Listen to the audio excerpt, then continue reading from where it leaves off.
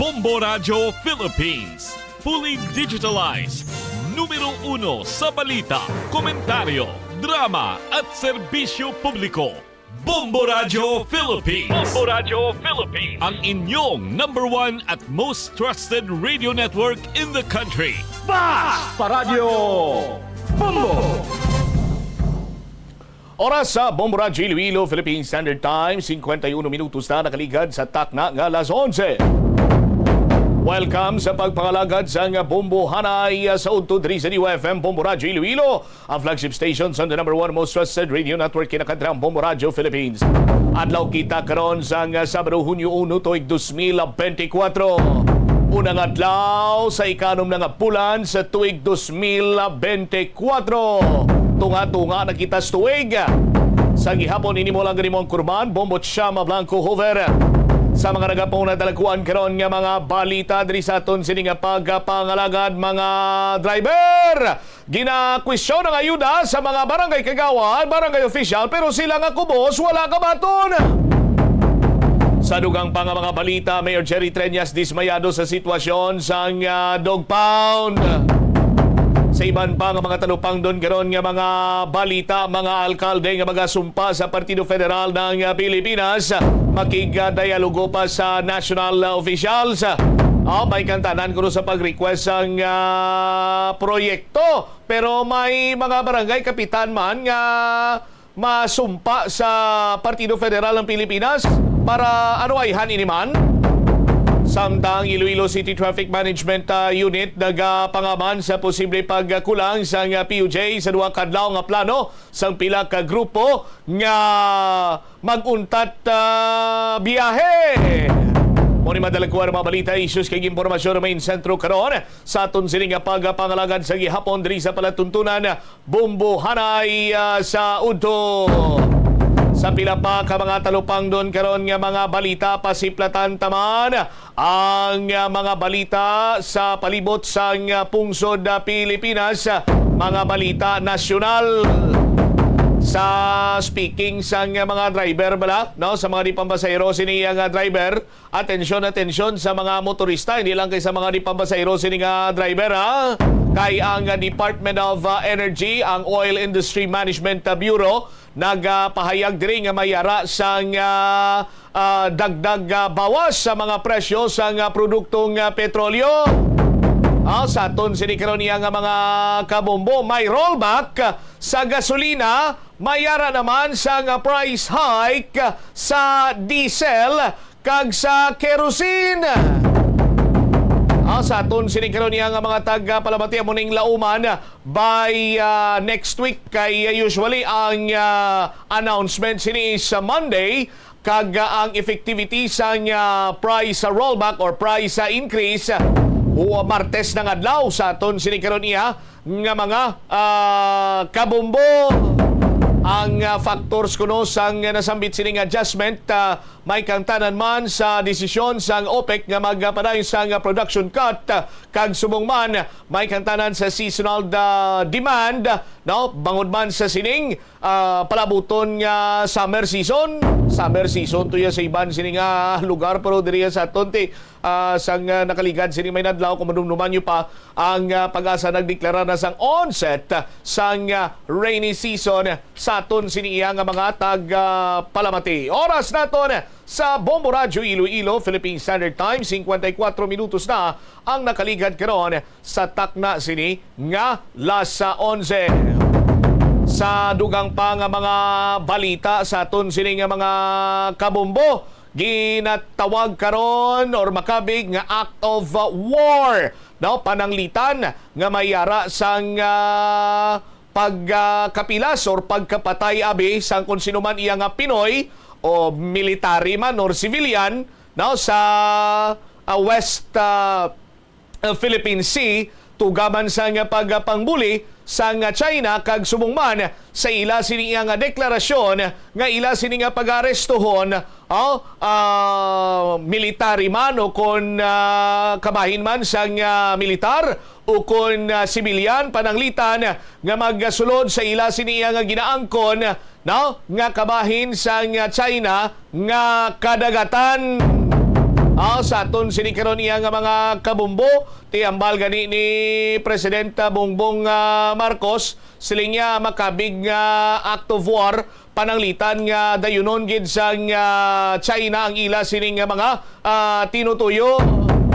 Sa aton sini nga mga taga-palamati ti karon si Presidente Bongbong Marcos nagasandig lang sa aton sini mga makabig iya nga mga big brother naton, mga allied countries naton nga nagabulig diri sa aton kay kung pungsod na Pilipinas lang sus Maria kagusip basi kon pangatsi pa lang iya sang China, no, malagawan na kita. So nagasandig karon sa mga big brother sa nagkalain-lain man sini nga mga powerful countries katulad sa Estados Unidos.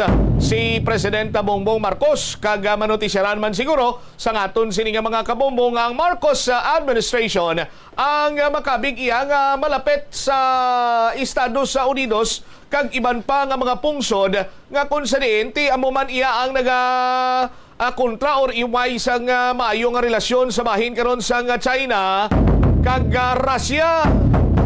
Di ba si diri pa lang sa aton sini nga mga kabumbo mabuligan man kita, hindi taman siguro kinanglan iya sang another world war or World War III, no, sa pagsulbar sa aton sini nga problema as long as ngati matutuod minatuod ining ginapasalig sang the so-called the big brother naton nga mga nasyon nga magabulig man sa aton siniya nga pagkinahanglan sa ilahi labi pa sa pag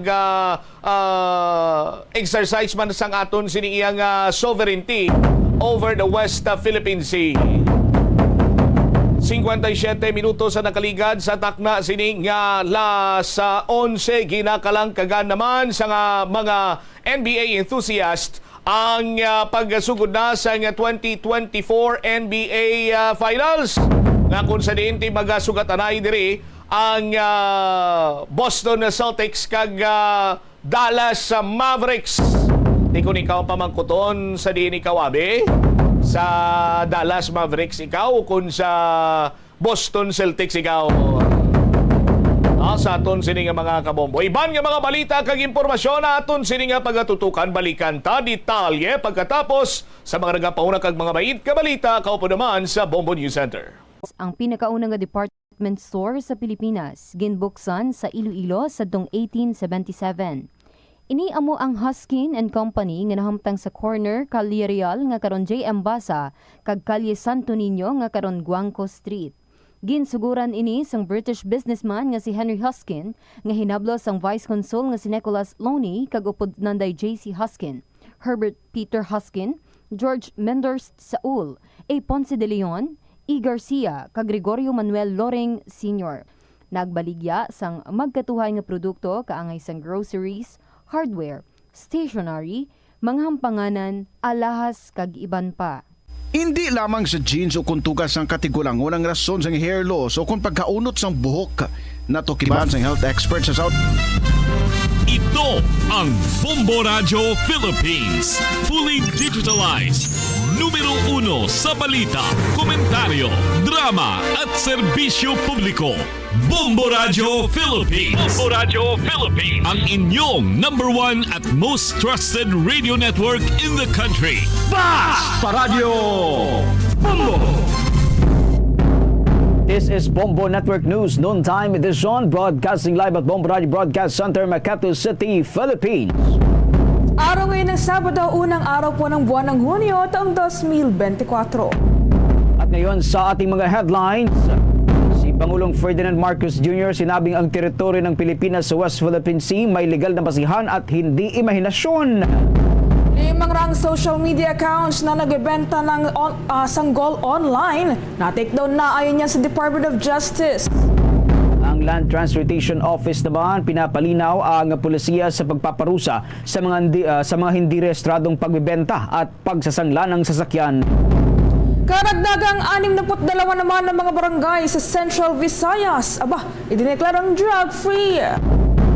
Itong Commission on Human Rights naman nagpahayag ng suporta sa isang panukala na layong protektahan ang karapatan ng mga refugees at stateless persons. Sa ating international news, abangan ng United States Secret Service naghahanda na rin para sa isang extraordinary na proteksyon sakaling makulong si dating United States of America President Donald Trump.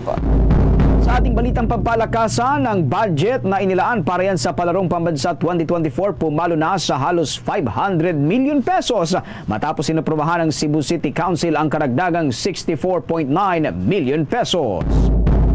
At live nationwide via satellite, dumako na tayo sa detalye ng ating mga nagbabagang balita.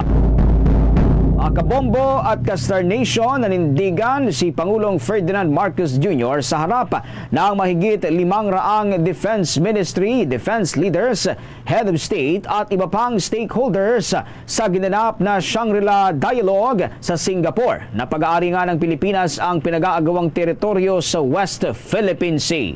Binigyang diin ng punong ehekutibo na may legal na batayan at hindi ito imahinasyon lamang. Ipinunto pa ng Pangulo na hindi isusuko ng bansa ang kahit na square inch hanggang sa square millimeter ng ating teritoryo.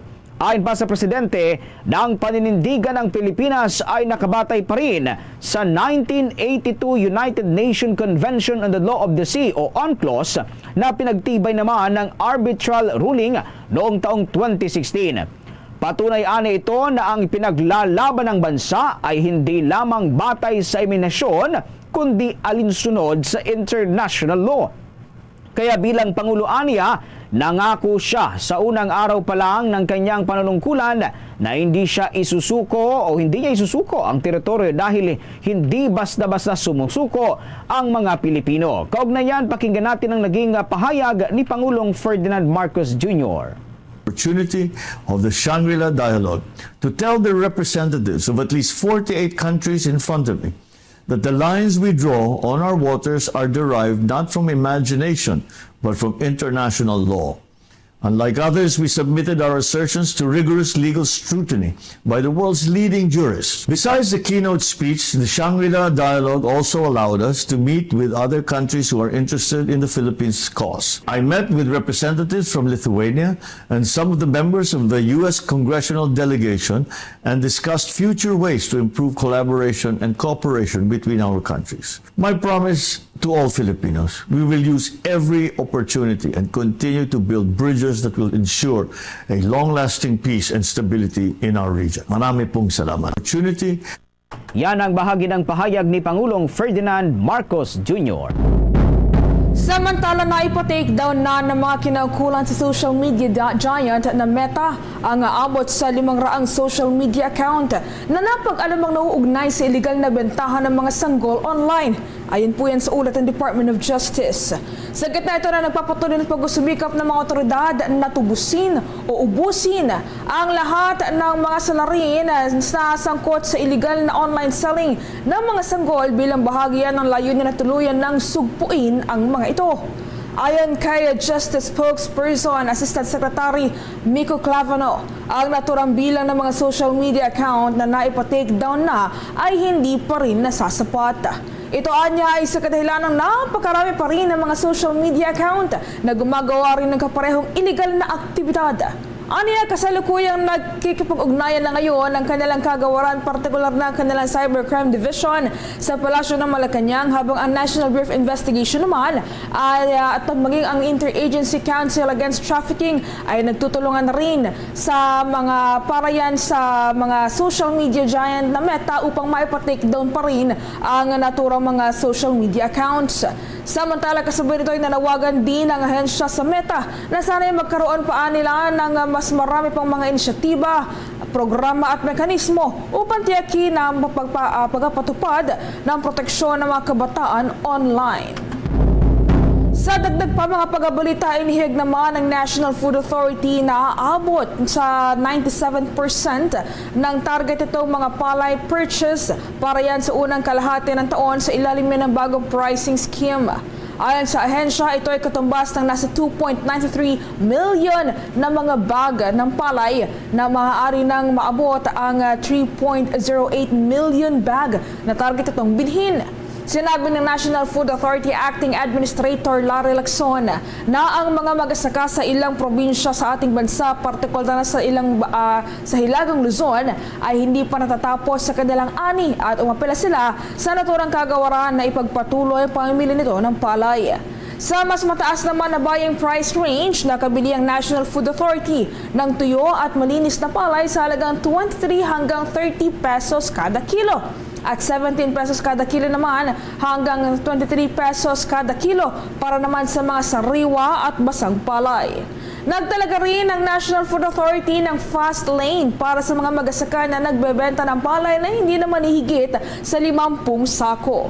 Samantala, kinatuwa naman ng Agriculture Secretary na si Francisco T. Laurel Jr. ang tumaas pa na buying price ng palay. Target ng naturang kagawaran na matugunan ang kabuang 300,000 metric tons na bigas para sa pambansang buffer stock ng ating bansa. Oras 6 na minuto makalipas ang alas 12 ng tanghali. At sa pagpapatuloy pa rin ho ng ating mga balita sa oras na ito, abot sa 62 barangay sa Central Visayas ang idineklarang drug cleared kasunod dyan ang isinagawang deliberasyon kamakailan ng Regional Oversight Committee on Barangay Drug Clearing. At nagsagawa nga ang komite ng pinaghalong online at face-to-face deliberation mula noong Mayo 29 at nagtapos ito Mayo 30 ng kasalukuyang taon. Dito ay tinalakay ng mga kinaukulan itong masusing validation ng mga documentary requirements at maging itong mga status ng drug situation sa mga aplikanteng barangay. Matapos nga ang validation sa Philippine Drug Enforcement Agency Central Visayas o PDEA 7, dyan headquarters, dyan ho sa matatagpuan sa Barangay Lahug, ipinagkaloob ng Regional Oversight Committee on Barangay Drug Clearing and Drug Cleared Status na sa 19 na barangay sa lalawigan ng Cebu at 15 naman sa may bahagi ng Bohol, 22 sa Negros Oriental at 6 naman sa lungsod mismo ng Cebu. Sa ikalawang araw ng validation, na validate din ng komite sa pangunguna ng chairman nitong si PDEA 7 Regional Director Emerson Margate ang 46 na barangay na dati nang idineklara bilang drug cleared. Ang 46 na barangay ay sinuri na nakapagpanatili naman ang kanilang drug cleared status at nabigyan ito ng mga resolusyon para sa pagpapanatili ng kanilang katayuan. Sa 46 na validated barangays, isa ay mula sa Bogo City, Cebu. 26 naman mula sa Siquijor at 19 mula dyan sa may Cebu City. Ang naturang programa ay na ang komisyon naman ay nagdeklara ng 1,806 na drug-cleared barangay at 116 na drug-free barangay mula sa 3,003 na barangay sa naturang rehiyon.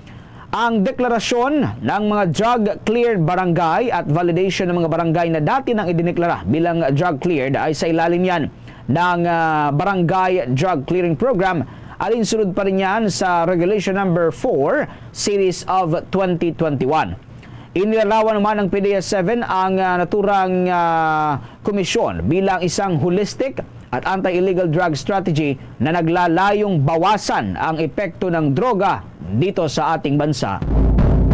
Samantala, nasabat naman ang mga tauhan ng Bureau of Customs sa Port of Davao ang aabot sa 17.7 million pesos na halaga ng mga smuggled na mga sigarilyo. Matapos nga isinagawang inspeksyon, nakuha ng turang kagawaran na ang katuwang ang Task Force Davao ang aabot sa 15,150 reams ng sigarilyo at 35 sako ng assorted shoes at isang unit ng truck. Dahil dito nakatagdang sampahan ng Bureau of Customs Davao ang mga kinakailangang kaso laban yan sa mga sospek dahil sa paglabag sa Customs Modernization and Tariff Act. Ay naman kay Maita S. Acevedo, ang Acting District Collector ng Bureau of Customs doon sa Davao, magnanatili silang nakatuon sa paglaban sa smuggling at pangangalagaan din ang border ng ating bansa. Sinabi naman ni Bureau of Customs Commissioner Bienvenido Rubio, ang kanilang ahensya ay patuloy na itataguyod ang rule of law at uunahin ang pagprotekta sa mamamayang Pilipino mula sa sasamang epekto ng mga pinagbabawal na produkto sa ating bansa. Dagdag pa rito na nakatuon sila sa paggawa ng mapagpasyang aksyon laban sa mga nagbabanta sa seguridad at ekonomiya ng ating bansa, at ang mga koleksyon ng Bureau of Customs mula sa illicit trade ay makakatulong naman yan sa pagpapalakas pa ng target na kita ng customs ng hindi bababa sa 1 trillion pesos.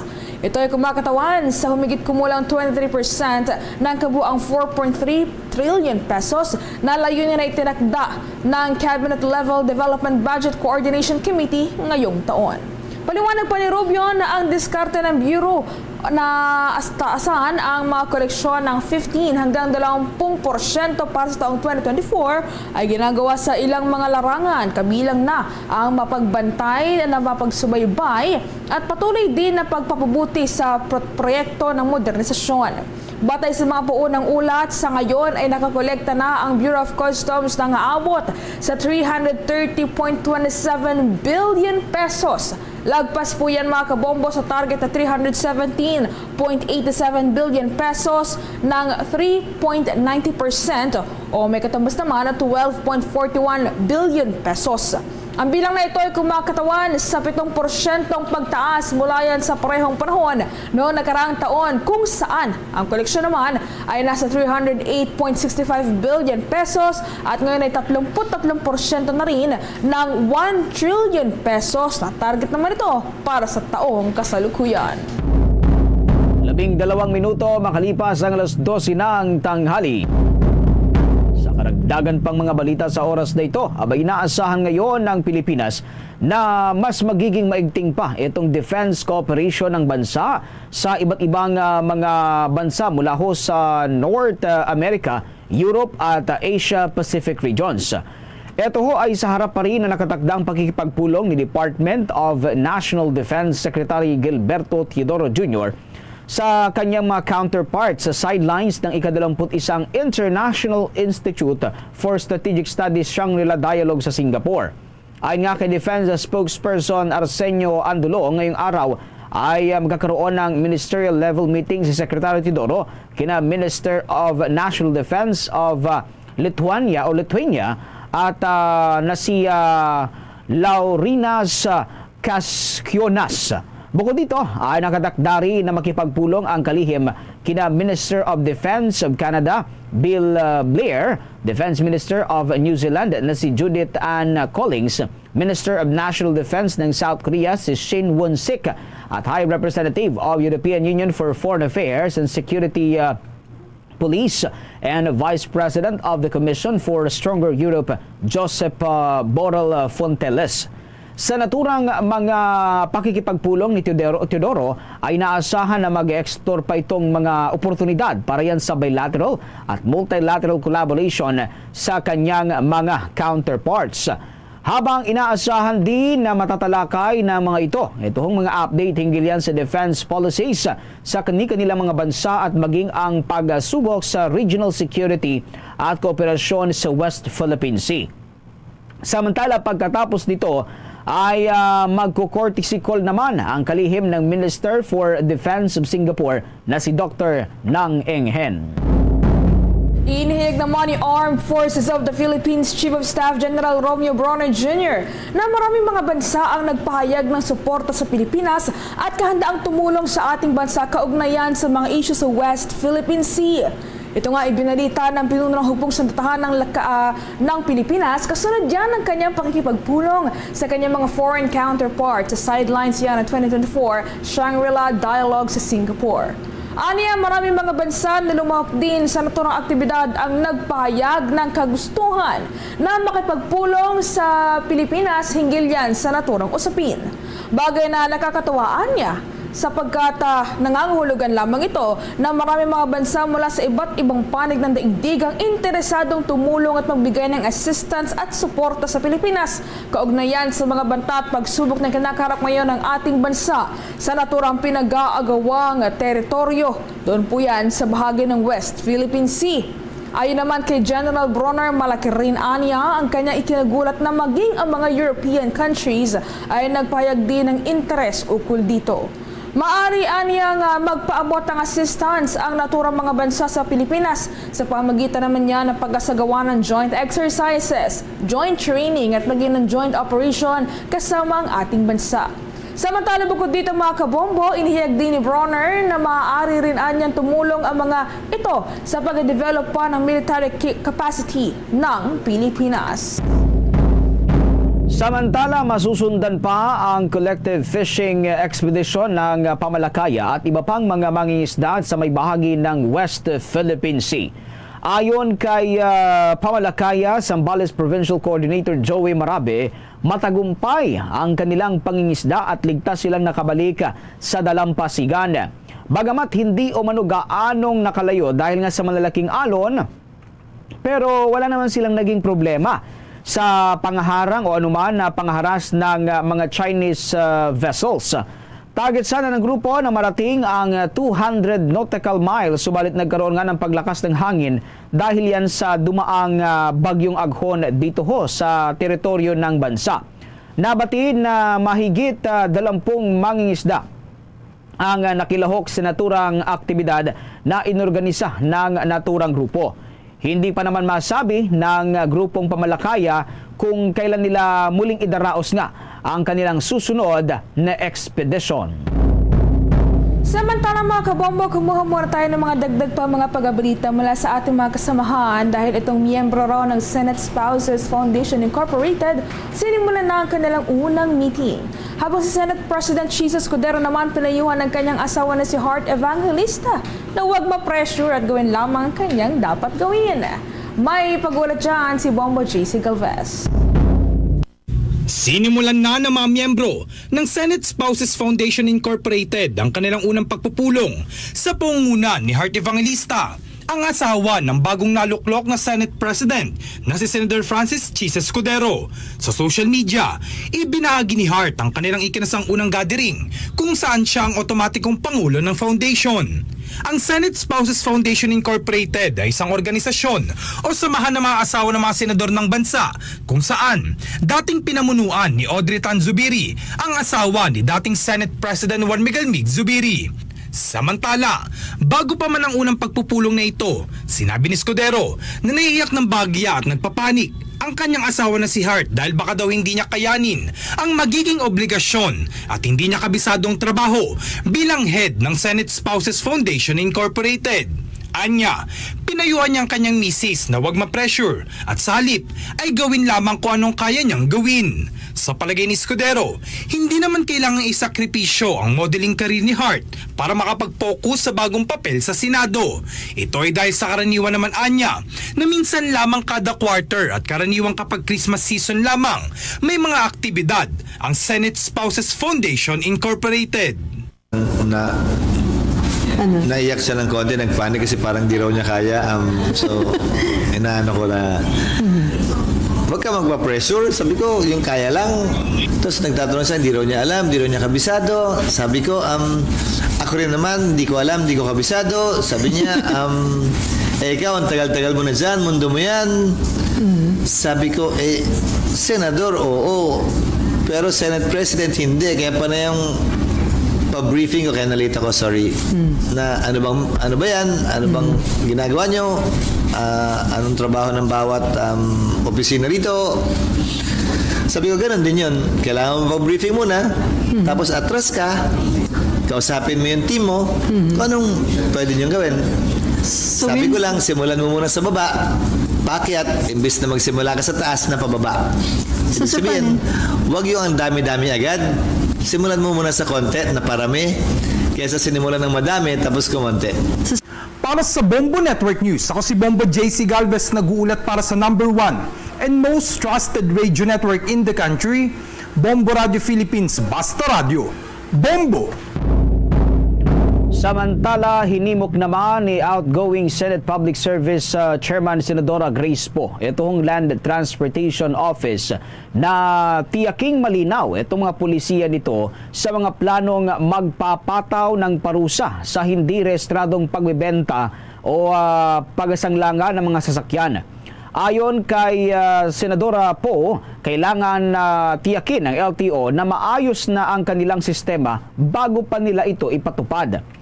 Hanggat maaari niya ay gawin ito online upang hindi na kailangang magtungo pa sa kanilang mga tanggapan itong mga sinumang car owner. Naunang inihayag ni Land Transportation Office Chief Assistant Secretary Vigor Mendoza na plano nilang ipatupad ang programa sa kalagitnaan ng buwan ng Hunyo ng kasalukuyang taon. Naisip nila ang pulisiyang ito kasunod yan ng kaso ng pananambanga sa isang opisyal ng Land Transportation Office na ang motorsiklong ginamit ng naturang gunman ay matagal nang naibenta. At pinakahuli ang road rage sa Makati City na kinasasangkutan ni Gerard Raymond Yu, nasakay ng kanyang itim na Mercedes o ang kanyang itim na sasakyan. Ayon sa orihinal na may-ari ng sasakyan na taga Las Piñas, ay matagal na nila itong naibenta at nasa kamay na ng naturang sospek. Samantala, pupulungin naman ang Commission on Election sa mga kumpanya ng social media sa buong Pilipinas para maisakatuparan ang pagbabantay sa mga gagamit ng artificial intelligence at deepfake videos sa panahon niya ng election period. Ayon nga kay COMELEC Chairman George Erwin Garcia, kung sa radyo-telebisyon ay may malinaw na pagsunod sa Fair Election Act, mainam na marandahan din ang social media para hindi anya ito maabuso ng ilang grupo at personalidad.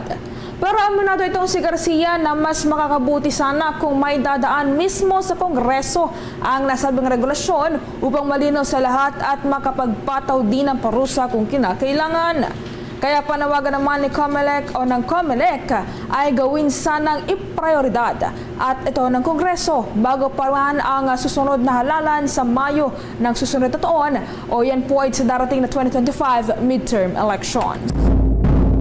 Samantala mga kabombot ka Sir Nation, nagpahayag ng suporta itong Commission on Human Rights sa isang panukala na layong protektahan nga ang karapatan ng mga refugees at stateless persons.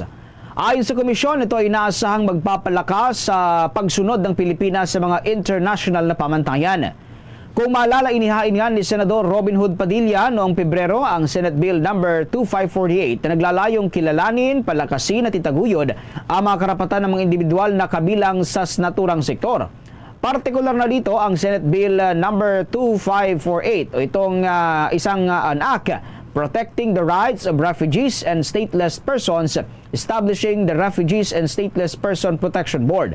Sinabi pa ng komisyon na ang panukalang batas na ito ay magiging isang hakbang para sa mas malapit na pagtitiyak na mga refugee at mga stateless persons ay ginagarantiyahan ng mga pangunahing karapatan tulad ng pagkain, kabuhayan, edukasyon at pangangalagang nakabatay sa komunidad. Ang panukalang batas ay naglalayon din na magtatag ng isang protection board na responsable naman para sa pagtukoy ng katayuan at pagiging karapat-dapat upang mapakinabangan ang proteksyon ng mga individual na ito kung kinakailangan na nagtatakda ng pamamaraan at maging ng mga pamantayan para ang isang tao ay maituring na isang refugee o stateless person. Inaasahan din ng komisyon na pangalagaan ng mga dayuhang bansa ang karapatan ng mga migranteng manggagawang Pilipino na ninirahan sa loob ng kanilang mga lugar. Sa dagdag pa mga pagbabalita, kinumpirma naman ng Department of Agriculture at ang National Dairy Authority na plano nilang mag-import ng mga dairy herds para yan mapalakas ang produksyon ng gatas sa Pilipinas. Sa pagdiriwang nga ito ng World Milk Day, sinabi ni Department of Agriculture Undersecretary for Livestock Deogracias Victor Saveliano na ang industriya ay nangangailangan ng magandang genetics upang makamit ang 5% na pagtaas ng sapat na gatas. Katumbas po yan ng 40 million liters noong taong 2025. At ayon nga kay Saveliano, ang bansa ay nag-aangkat nga ng halos 99% ng gatas. Target din ito na mag-angkat pa ng mga baka, kalabaw at mga iba't ibang mga livestock para naman paramihin yan sa ating bansa.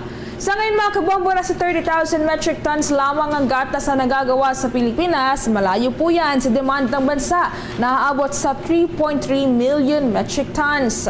Sinabi naman ni National Dairy Authority Officer in Charge Administrator Gavino Alfredo Benitez upang maabot ang 5% target at pagtaas ng produksyon o higit kumulang 5,000 hanggang 8,000 dairy herds ang dapat na ma-import mula yan sa taong 2025 hanggang taong 2026. Sumang-ayon din ang Philippine Chamber of Agriculture and Food Incorporated sa planong pag-aangkat kasabayan ng pagkapalit ng mga native herds sa paggawaan ng gatas sa pamamagitan naman ng genetic improvement.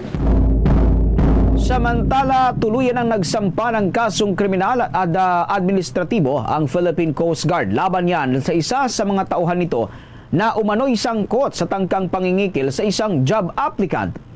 Sinabi ng Philippine Coast Guard na isinampa ang mga kaso laban kay Petty Officer 3rd Class Ibrahim Banota na nagtangkang mangikil ng aabot ho sa 150,000 pesos sa isang aplikante kapalit yan ng garantisadong pagkakatanggap sa serbisyo.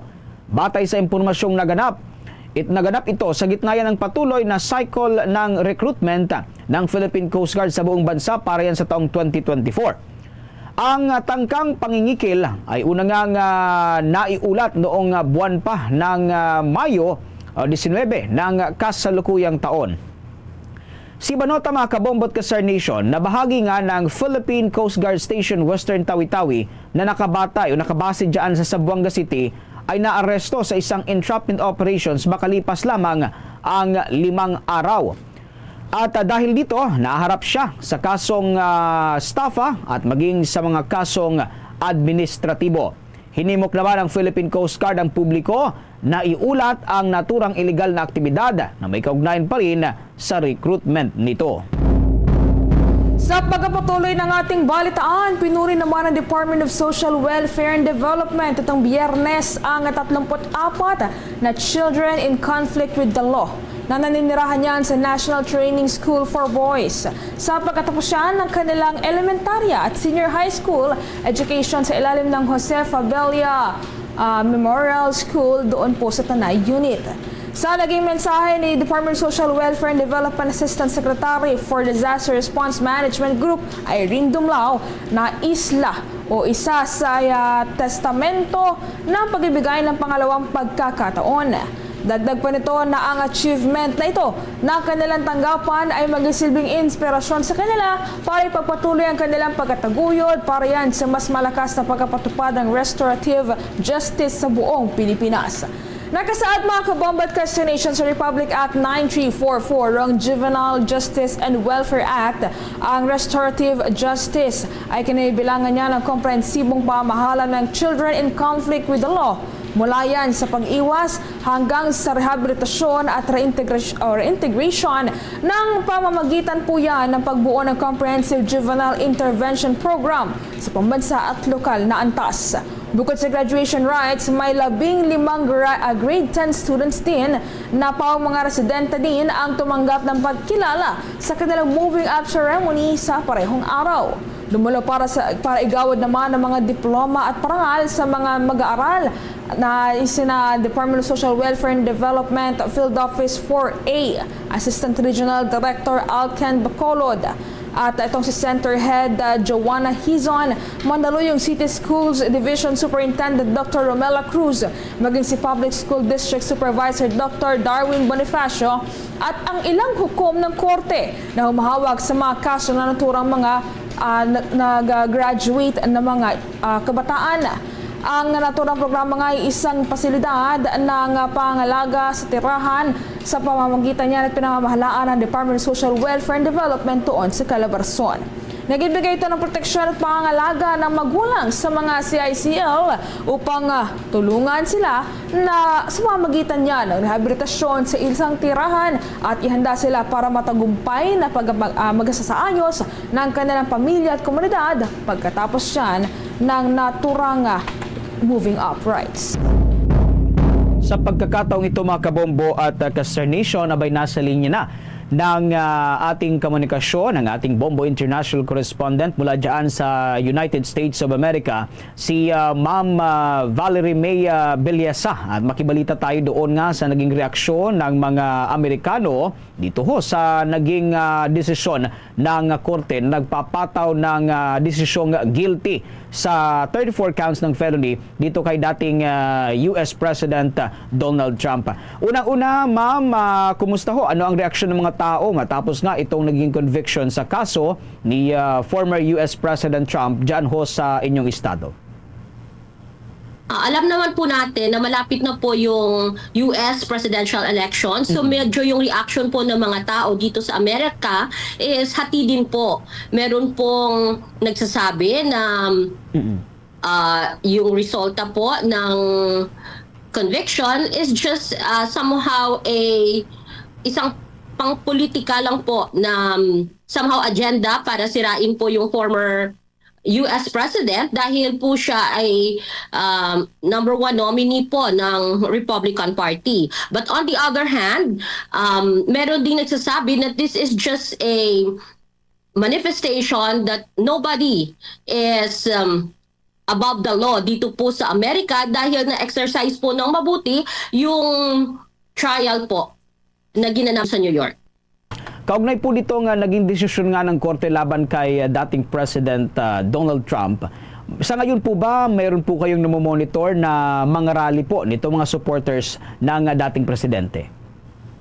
So medyo dun po mahigpit yung seguridad dahil mayroon pong mga supporters yung dating Pangulo ng Amerika. But dito naman po sa amin sa Chicago is just a normal situation po dito. Wala pong rally dito, wala pong somehow pagtitipon-tipon para po to support the former US President.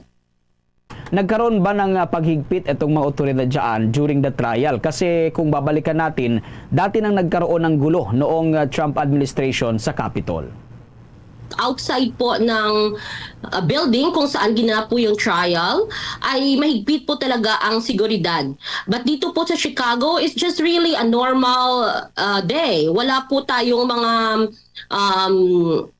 somehow mga police na na-deploy for security reasons kasi wala din po ditong mga somehow rally na nagaganap. But doon po sa New York, doon po sa labas ng building kung saan po ginanap yung trial is very heightened po yung security kasi madami din pong supporter sa labas na nakaabang para po sa resulta po ng trial.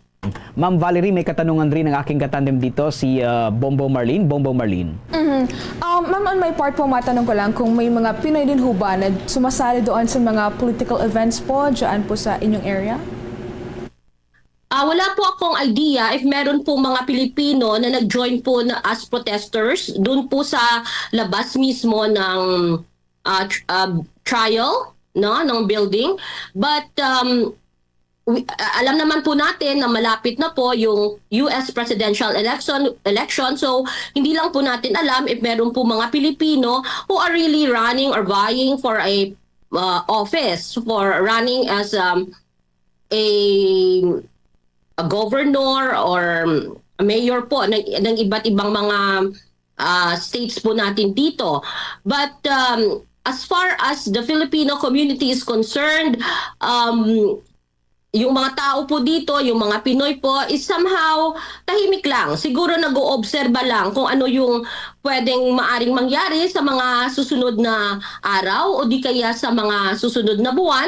Kasi po malapit na din po yung Republican National Convention kung saan po yung running for a position po ay si former US President Trump.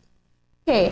Kamusta naman ho yung banggaan po ng politika po dyan? May mga political events po ba na kayong na-observahan as of the moment? Kamusta po yung ambience po? Yung Republican at Democrat National Convention dito talaga sa Midwest eh. Yung Republican is nasa Milwaukee, which is just up north lang ng Chicago. But the Democrat, pupunta dito si President Biden. Magkano lang sila sa July 15 po yung Republican National Convention sa Milwaukee. Yung August 19 naman is the Democrat National Convention at dito po sa Chicago. That's why po na-move po yung opening ng classes namin on a later date kasi naghahanda dito yung Chicago kasi according to yung mga nandito na before, heightened security kasi si Presidente talaga yung pupunta dito sa amin. Doon po sa United Center gaganapin. Okay, last one po on my part po, no? Kamustahin ko naman po yung panahon po dyan. The past days po ba? May mga nare-report din po kasi mga kalamidad po dyan po sa inyong area. So, how's the weather po? Yung panahon po dito sa Chicago dahil spring season po ngayon, medyo nakahalo yung lamig at saka init because very unpredictable po yung area ng Midwest kung saan po makikita po natin yung Wisconsin, yung Chicago, yung Indiana. Our weather po is so unpredictable. But the good thing po, wala po kaming mga natural calamities na naranasan dito lately. With that, Ma'am Valerie, maraming salamat po sa oras na inilaan mo sa panayam na ito at ingat ho kayo dyan. Mga kabombo at ka-Star Nation, na kapanayam natin walang iba ang ating Bombo International Correspondent dyan sa United States of America, si Ma'am Valerie May Bellesa. Sa pagkakataong ito, mga kabombo at ka-Star Nation, kuha tayo ng mga balitang tinutukan ng ating mga kasamahan sa probinsya. Nasa 3 opisyal na ang ng Cebu, ito ang nagbitiw sa kanilang mga posisyon bilang miyembro nga ng Partido Demokratiko Pilipino Lakas ng Bayan. Alamin natin ang buong detalye sa pag-uulat ng Bombo Radio Cebu. Opisyal nang nagbitiw sa kanilang posisyon bilang miyembro ng Partidong Demokratiko Pilipino Lakas ng Bayan ang 3 opisyal ng Cebu. Sina Lapu-Lapu City Mayor Jonard Ahongchan noong Mayo 31. Si Mandaue City Mayor Jonas Cortez ay nagbitiw noong Mayo 29. At ang pinakauna ay si Gobernadora Gwendolyn Garcia noong Mayo 28. Base sa resignation ni Chan, naka-address ito kay PDP President Jose Alvarez na umalis sa kanyang posisyon bilang party chairman ng Lapu-Lapu City. Idinagdag nito na bagamat isa itong malaki at mahirap na desisyon, ngunit ginawa niya ito para sa kapakanan ng mga upunganon upang mapanatili ang pagkakaisa ng pamunuan ng lahat ng local government unit sa lalawigan ng Cebu. Samantala, sinabi naman ni Mandaue City Mayor Jonas Cortez na nais niyang makipag-ugnayan sa pamunuan ng gobernadora sa ilalim ng isang One Cebu Island.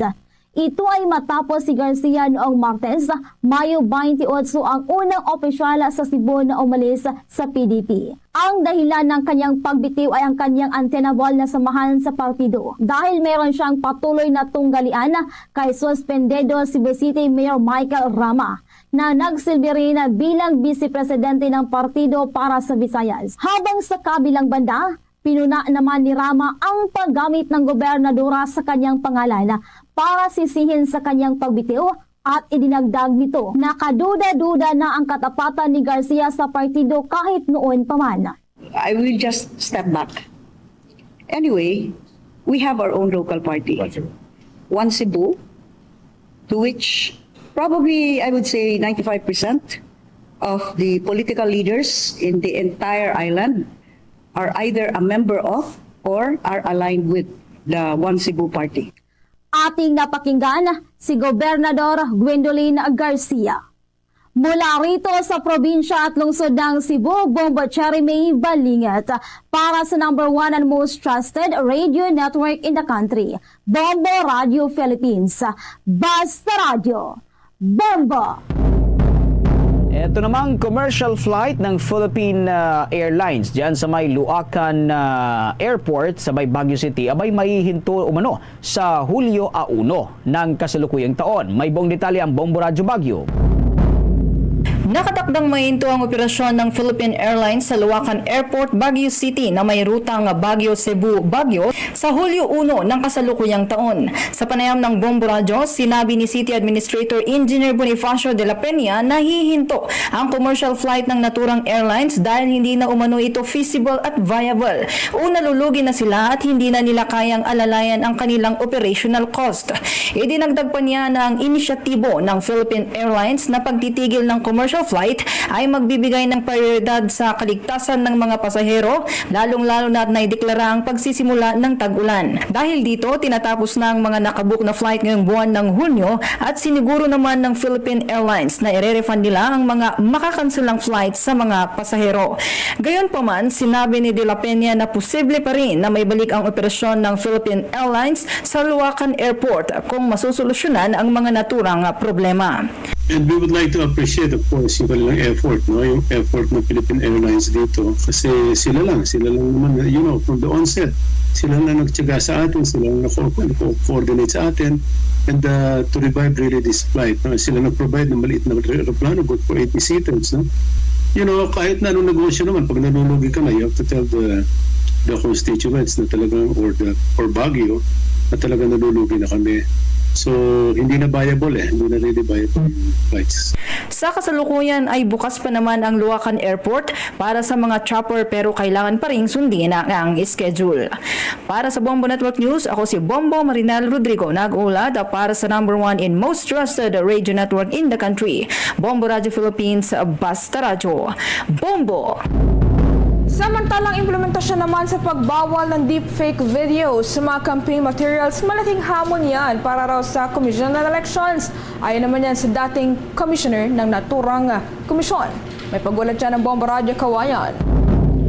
Malaking hamon para sa Commission on Election ang rekomendasyon sa COMELEC and Bank na pagbabawal sa artificial intelligence bilang campaign material sa darating na 2025 midterm elections. Sa panayam ng Bombo Radio Kawayan kay Attorney Armando Velasco, former COMELEC Commissioner, sinabi niya na bagamat isa itong magandang development para sa COMELEC, ay malaking problema naman umano ang implementasyon nito. Anya, wala pang umiiral na batas na nagbabawal sa paggamit ng artificial intelligence at kailangan ding suriin kung mayroon bang gamit na teknolohiya ang ahensya sa pagdetect ng AI, kaya kinakailangan itong pag-aralan ng mabuti. Kailangan namang makipag-ugnayan ng COMELEC sa mga information technology o IT experts kung paano matutugunan ang mga problema sa pagpapatupad nito. Maliban sa pagbabawal sa paggamit ng artificial intelligence ay kinakailangan ding paigtingin ang pagmonitor sa vote buying para magkaroon ng patas na halalan sa Pilipinas. Hiniling naman niya ang kooperasyon ng mga botante sa pamamagitan ng paggampan ng kanilang obligasyon na makakatulong upang maisakatuparan ng COMELEC ang kanilang mandato. Paano kaya natin ma-implement yan? May mga batas ba? Although ang COMELEC is a quasi-judicial body, at saka legislative, pwede naman silang mag ng resolution. But the problem is, how could COMELEC monitor that? May batas ba? Meron ba silang technology to monitor that? Kaya sigurado yan, baka sa impact session nila, ay lalabas yung mga issue na ganyan. Mula rito sa Bombo Radio Kawayan para sa Bombo Network News, ako si Bombo Kervin Gamad, nag-ulat para sa number 1 and most trusted radio network in the country, Bombo Radio Philippines, Basta Radio. Bombo! Bombo Sports News. Ito namang budget na inilaan para yan sa palarong pambansa 2024. Pumalo na sa halos 500 million pesos matapos na inaprubahan ng Cebu City Council ang karagdagang budget para rito. May buong detalye ang Star FM Cebu. Inaprubahan ng Cebu City Council ang karagdagang 64.9 million pesos na budget para sa palarong pambansa 2024 ngayong darating na Hulyo o 38 araw ang natitira mula ngayon. Paliwanag pa ni Konsehal Noel Wenceslao na siyang nagtutulak ng budget na mayroon ng Program of Works and Estimates na isinumiti ang Department of Engineering and Public Works para sa renovation works sa grandstand ng Cebu City Sports Center. Saklaw pa ng karagdagang budget na ito ang 31.05 million peso para sa electrical works, 14.6 million peso para sa civil and architectural works grandstand, mechanical works sa 7.6 million peso, public address system sa 447,000 pesos at 5.1 million pesos para sa multipurpose building, civil and architectural work. Dahil dito, halos 500 million peso ang budget na inilaan ng City Council para sa naturang sporting event. Kaya naman, nais ng konseho ang isang detalyadong ulat kung paano ginamit ng Executive Department ang budget na iyon. Hiling din ng konseho na isumiti ang nasabing ulat na 15 araw pagkatapos maaprobahan ang resolusyon. For the grandstand and grounds at swimming pool area, civil and architectural works 3,367,576, electrical works 883,068, and plumbing works 107,701. Office facilities work is 194,411, and the general requirements is 557,129.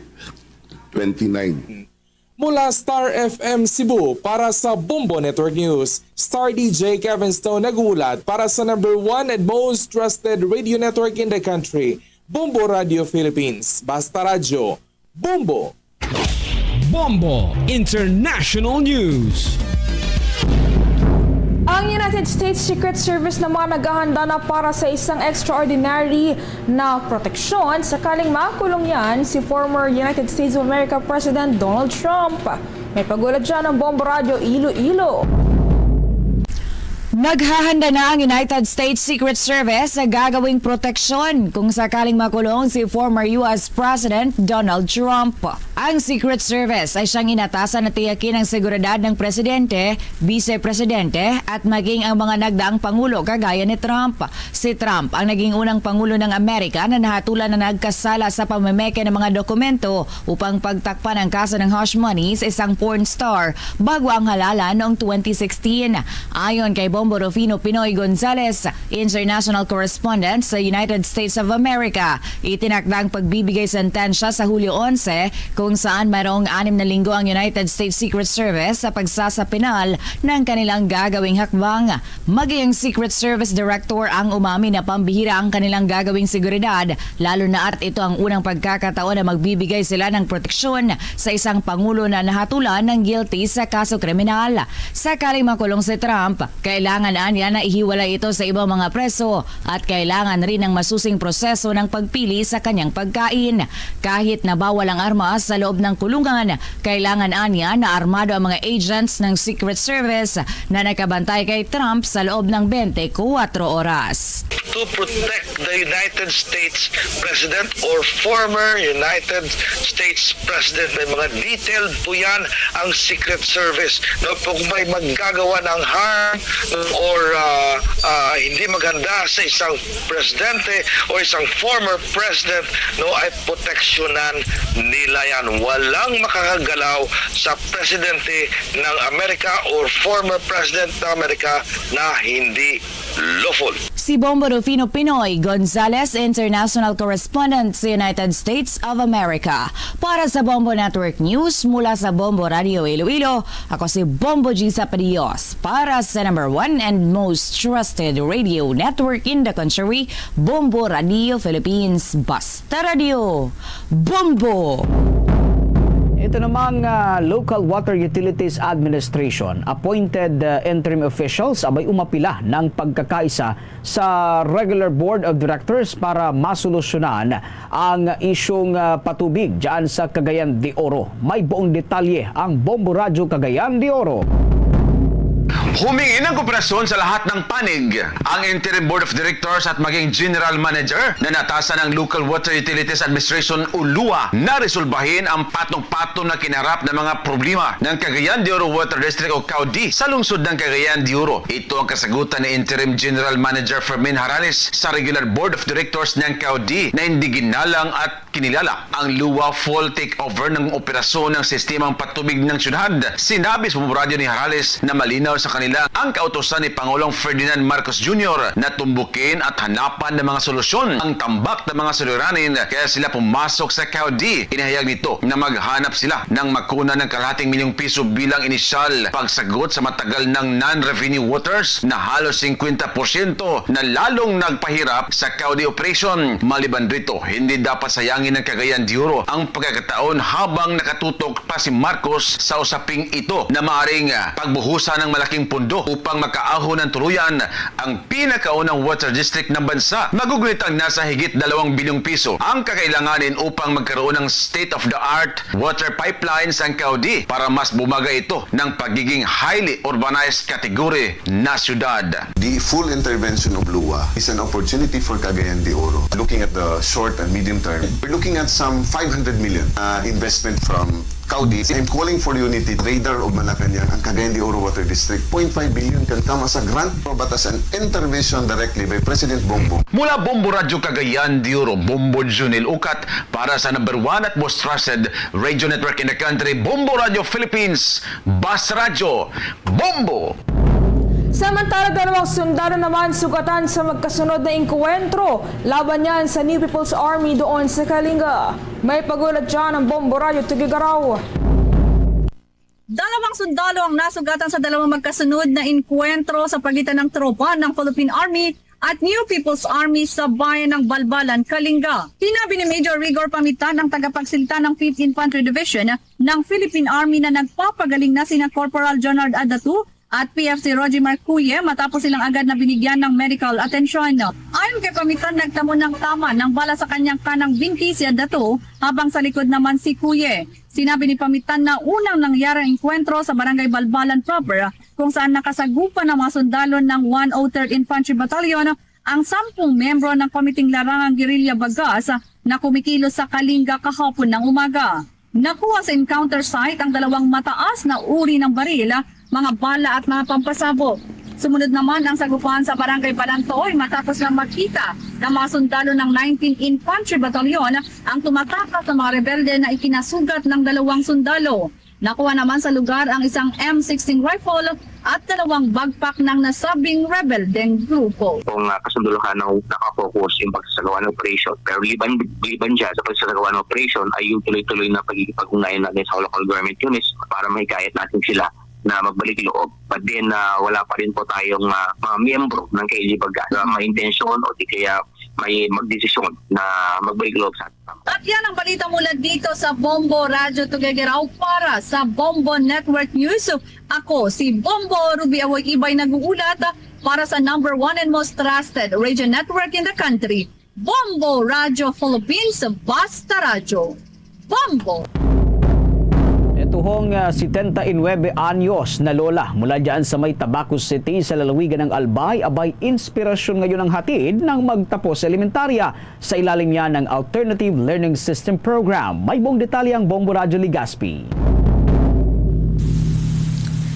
Naghatid ng inspirasyon ang isang lola mula sa Tabaco City, Albay nang magtapos itong sa elementarya sa edad na 79 anyos. Kabilang si Lola Virginia Bien sa mahigit 400 mga nagtapos sa ilalim ng Alternative Learning System.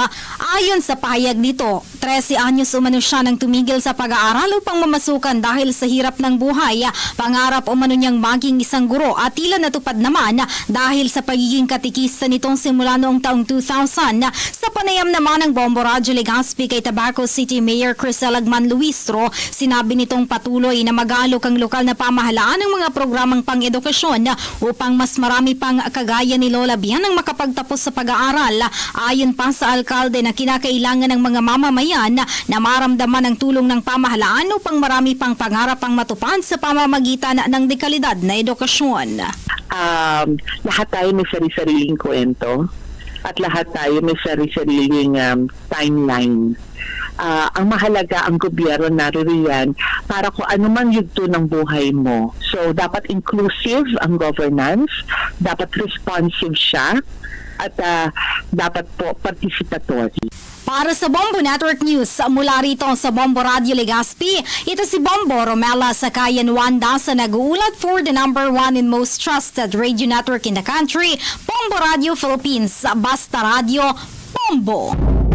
Samantala, ang grupong Bantay Bigas naman hindi raw sang-ayon sa plano ng Department of Finance sa ibaba ang taripa ng mga inaangkat na bigas. May pagulat namang Bombo Radio Vigan. Hindi sang-ayon ang Bantay Bigas sa panukala ng Department of Finance na ibaba sa 20% ang taripa sa mga inaangkat na bigas upang bumaba ang presyo nito. Sa panayam ng Bombo Radio Vigan kay Bantay Bigas spokesperson Cathy Estavillo, hindi sila naniniwala sa pangako ni Department of Finance Secretary Ralph Recto na bababa sa 5 pesos ang presyo ng bigas sa pamamagitan ng 20% mula 35% dahil mas maganda na lamang na itaas ang kinokolektang buwis ng gobyerno para sa pangangailangan ng mamamayan. Anya, sa tinagal ng pag-i-import ng bansa ay hindi pa bumaba ang presyo ng bigas dahil maliit lamang ang intervention ng Pilipinas. Hindi umano solusyon ang pag-amyenda sa Republic Act 11203 o ng Rice Liberalization Law, kaya minungkahi nito na upang makamit ang mababang presyo ng bigas ay kailangang tutukan ng gobyerno ang pagpapalakas ng lokal na produksyon upang masiguro ang subsidies ng mga magsasaka. Idinagdag nito na mas magandang mapaglaanan ng malaking pondo ang National Food Authority upang mabili ang produkto ng mga magsasaka sa mas mataas na presyo nang sa gayon ay maiwasan ang kanilang pagkalugi. Mahirap ng paniwalaan. Pangalawa ay bilang Department of Finance ay tiyakin na yung buwis, mapapalaki yung buwis na makukolektahan ng gobyerno para sa pangangailangan ng mamamayan, hindi yung babawasan pa niya. No? Yan ang ulat mula rito sa Bombo Radio Vigan para sa Bombo Network News. Ito si Bombo Maylin Cabanilla para sa #1 and most trusted radio network in the country, Bombo Radio Philippines. Basta Radio, Bombo! Bombo Sports News. Mga kabombo, etong para swimmer na si Ernie Gawila na may puspusa na ang pag-iensayo para yan sa nalalapit na 2024 Summer Paralympics na gaganapin yan sa Paris. May buong detalye ang Star FM Dagupan. Puspusa na ang paganda ngayon ni para swimmer Ernie Gawilan kung saan isa siya sa mga kwalipikado at lalahok sa nalalapit na 2024 Summer Paralympics na gaganapin sa may Paris. Sa naging panayam ng Star FM Dagupan sa para-athlete, ibinahagi nito na sa ngayon ay araw-araw na umano ang kanilang pag-iensayo para masiguro na nasa kondisyon ng kanilang pangatawan pagsapit ng nasabing torneo. Pagbabagi pa ni Gawilan na hindi umano maiwasan ang hirap na pagdadaanan para sa mga trainings kung saan mahalaga umano ang determinasyon at pagiging porsigido para makamit ang tagumpay. Samantala, ang 2024 Summer Paralympics ay magsisimula sa August 28 hanggang September 8 ng kasalukuyang taon. Ito ma'am, talagang yung training namin talagang pupukan na kasi yun nga, ilang buwan na lang, dalawang buwan kalahatin lang yata yung preparation para sa Paralympic Games. Yan ang balita mula rito sa 100.7 Star FM Dagupan para sa Bombo Network News. Star DJ Alan nag-uulat para sa #1 and most trusted radio network in the country. Bombo Radio Philippines. Basta Radio. Bombo! Ito namang Pinoy ultramarathoners sabay matagumpay na natapos hong international competition dyan na ginanap sa France. May buong detalye ang Star FM Baguio. Matagumpay na natapos ng mga Pinoy ultramarathoners ang 222 kilometers Ultra Ardèche International Competition na ginanap sa France. Nakakuha ng total race time si Rolando Espina ng 30 hours, 47 minutes at 38 seconds. Si Bren Kevin Cabasa ay nakapagtala ng 31 hours, 1 minute at 43 seconds. Habang si Eugene Evangelista naman ay nagtapos ng 33 hours, 49 minutes at 32 seconds. Sa exclusive interview ng Star FM Baguio sa ultramarathoner na Tubong Laguna na si Kevin Cabasa, ibinahagi nito na sa kabila ng kanyang busy schedule sa kanyang trabaho bilang OFW, na pagsasabay nito ang kanyang training kung saan sa isang linggo ay 4 na beses itong nag-iensayo. Malaking tulong rin umano ang mga kompetisyon na kanyang nilahukan nung nakaraang mga buwan bilang preparasyon sa naturang kompetisyon. Inilarawan naman nito kung gaano kahirap ang race na ginawa nito kasama ang mga Pinoy marathoners. Sobrang saya nung natapos, sobrang hirap. Kasama ko yung dalawa kong kumpare, si Idol Rolando Espina at saka si Pare Eugene. Okay. Sir, talagang mahirap yung race namin. Simula pa lang parang ahon-lusong. Nagdire-diretso kami gano'n, magkakasama kami ng 3. Tapos nung siguro plus 42 kilometers, nagkahiwa-hiwalay na kami. Bahagi ng panayam ng Star FM Baguio sa Pinoy ultramarathoner na si Brent Kevin Cabasa. Matagumpay ang mga nakaraang race na nilahukan ni Cabasa, kabilang na dito ang ultramarathon na Milano San Remo noong nakaraang buwan at ang Ultra Senesilio Balsamo Running noong nakaraang taon. Iyan ang report mula Star FM Baguio para sa Bombo Network News. Star DJ Nash para sa number 1 and most trusted radio network in the country, Bombo Radio Philippines. Basta Radio, Bombo. Mga kabombo at ka-Star Nation, bago po ang ating Orasyo Pirata, nais namin kayong muling imbitahan na maliban sa Bombo News Center, maaari rin po niyong matunghayan ang ating 31 fully digitalized AM at FM stations sa pamamagitan ng ating mga social media accounts. Ang mga programa po ng Bombo Radio Philippines ay inyong matutunghayan sa pamamagitan ng ating Facebook pages, TikTok account, YouTube channel at maging sa pamamagitan ng ating mobile application na maaari nyo namang ma-download sa pamamagitan ng Google App Store at Apple Store. Para naman sa mga karagdagan pang mga balita at mahalagang impormasyon, ugaling tumutok sa ating mga istasyon, partikular na dyan sa may bahagi ng Mindanao. Para ho sa ating mga kababayang mga Bisaya, syempre, nariyan ang Bombo Radio Davao, ang Bombo Radio Cagayan de Oro, ang Bombo Radio Butuan, maging ang Bombo Radio General Santos. Para naman sa ating mga kababayang mga Ilonggo, nariyan ang Bombo Radio Coronadal. Mga kabomba at ka-Star Nation, narito po ang Orasyo Imperata for deliverance from calamities.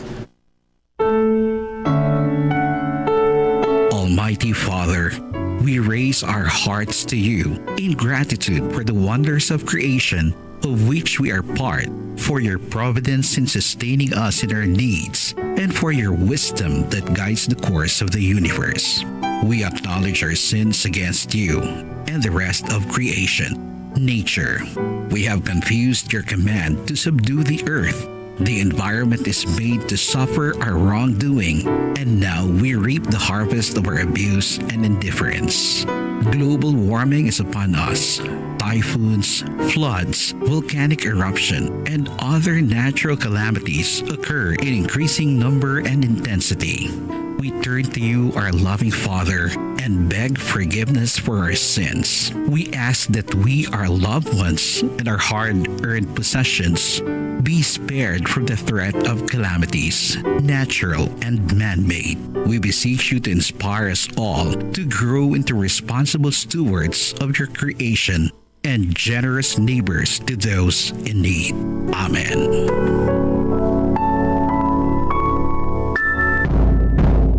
Luzon, Visayas, Mindanao at sa buong mundo. Yan ang kabuuan ng ating mga balita para sa pangtanghaling edisyon ng Bombo Network News. Mula dito sa Bombo News Center para sa number 1 and most trusted radio network in the country, Bombo Radio Philippines. Basta Radio, Bombo! Standard Time, 2 minutos na nakaligad sa takna siningalaw na. Balik diri sa pagpangalagad sa Bombo Anay sa udto sa DYFM, Bombo Radio Iloilo standby sa kay Bombo Jomar Villa. Matapos ining wala tuo karon iya nga tagtaganay sang assistance or aid for individual in crisis situation. Ang mga matutuod sini iya nga individual in crisis situation nagpalabot sang ila sini iyang kalain sang buot. Bangod giti sila iya kuno kasubong nga nabilin sa katamtaman. Sa aton sini nga mga kabumbo si Mayor Jerry Treñas kag si Inday Raisa Treñas Chu. Padayon karon ang pagtagtag nila sa assistance or aid for individual in crisis situation. Pero nasiplatan sang pila ka mga kabumbo naton sige ti sano pa nang in crisis situation ang mga barangay kagawad kag barangay official kay daw may hindi nga daw may honoraryo man sila kag may mga sweldo mas labulanan. Si Congresswoman Jamjam Maronda sige man to panagtagya sang AX. No? Pero mga ginapanagtagan to may mga trabaho man gani. Ti ining mga driver nga wala makapa-consolidate kay hindi makasarang ang mga driver nga nagamaneho sang di pampasero sini nga salakyan nga ang ila sining operator bangod nga ginbaldog sang mga kooperatiba. Inadulaan na sang palangabuyan karon. Why naging sila sang siling abing tagsa ka matagadlaw nga kita why man sila sang bulanan sini ang income. Mga mekaniko, mga tricycle driver, No? Kag iban pa nga mga kamumbo naton nga isang kahig, isang tuka kag makabig nga lihitimo iya nga yara sa krisis. I-check naton si Bombo Jomar lakip na diri karon manwa dugang sining mga balita na merinda na sang iya sining ATM la, no? Sa aton sining mga kabumbo sa ATM card kay kinanglan gid nga magbakal sang bulong para siya sining ginabatsyag sus Maria kagusip na adula. Ti nagaparawagan diri karon pinagi sa Bombo Radio kung sino man may bulawanon sining tagipusoon, no? Nga kung pwede balik kilang cash. Check ta mga balita na tipo ni Bombo Jomar Villajom sa report. Please come in. Question diri subong sa nga pila ka mga jeepney driver and operator ang ining pagpanghatag, no, ayuda sa mga barangay kagawad kag treasurer, no, diri sa may syudad sa nga Iloilo. Kag tilakip to ang nangin venue diri sa may area sa Freedom Grandstand. Kung sa 10,000 pesos ang ginhatag sa kagawad, kag 5,000 pesos naman ang sa mga barangay treasurer inipagi sa may Department of Social Welfare and Development sa programa nga Assistance in Crisis, kung assistance to individual in a crisis situation, no, kung ining ginatawag nga AX Bombo Champ, no. So nalakip ini ang concern sa mga driver kay kahapon nag tipon-tipon ining mga driver and operator kahapon bangod sa siya ay lasi de karon nga sitwasyon umpisa nga ginpatuman bla ang local public transport route plan diri sa syudad sa Iloilo kung sa dente ang mga unconsolidated panakop.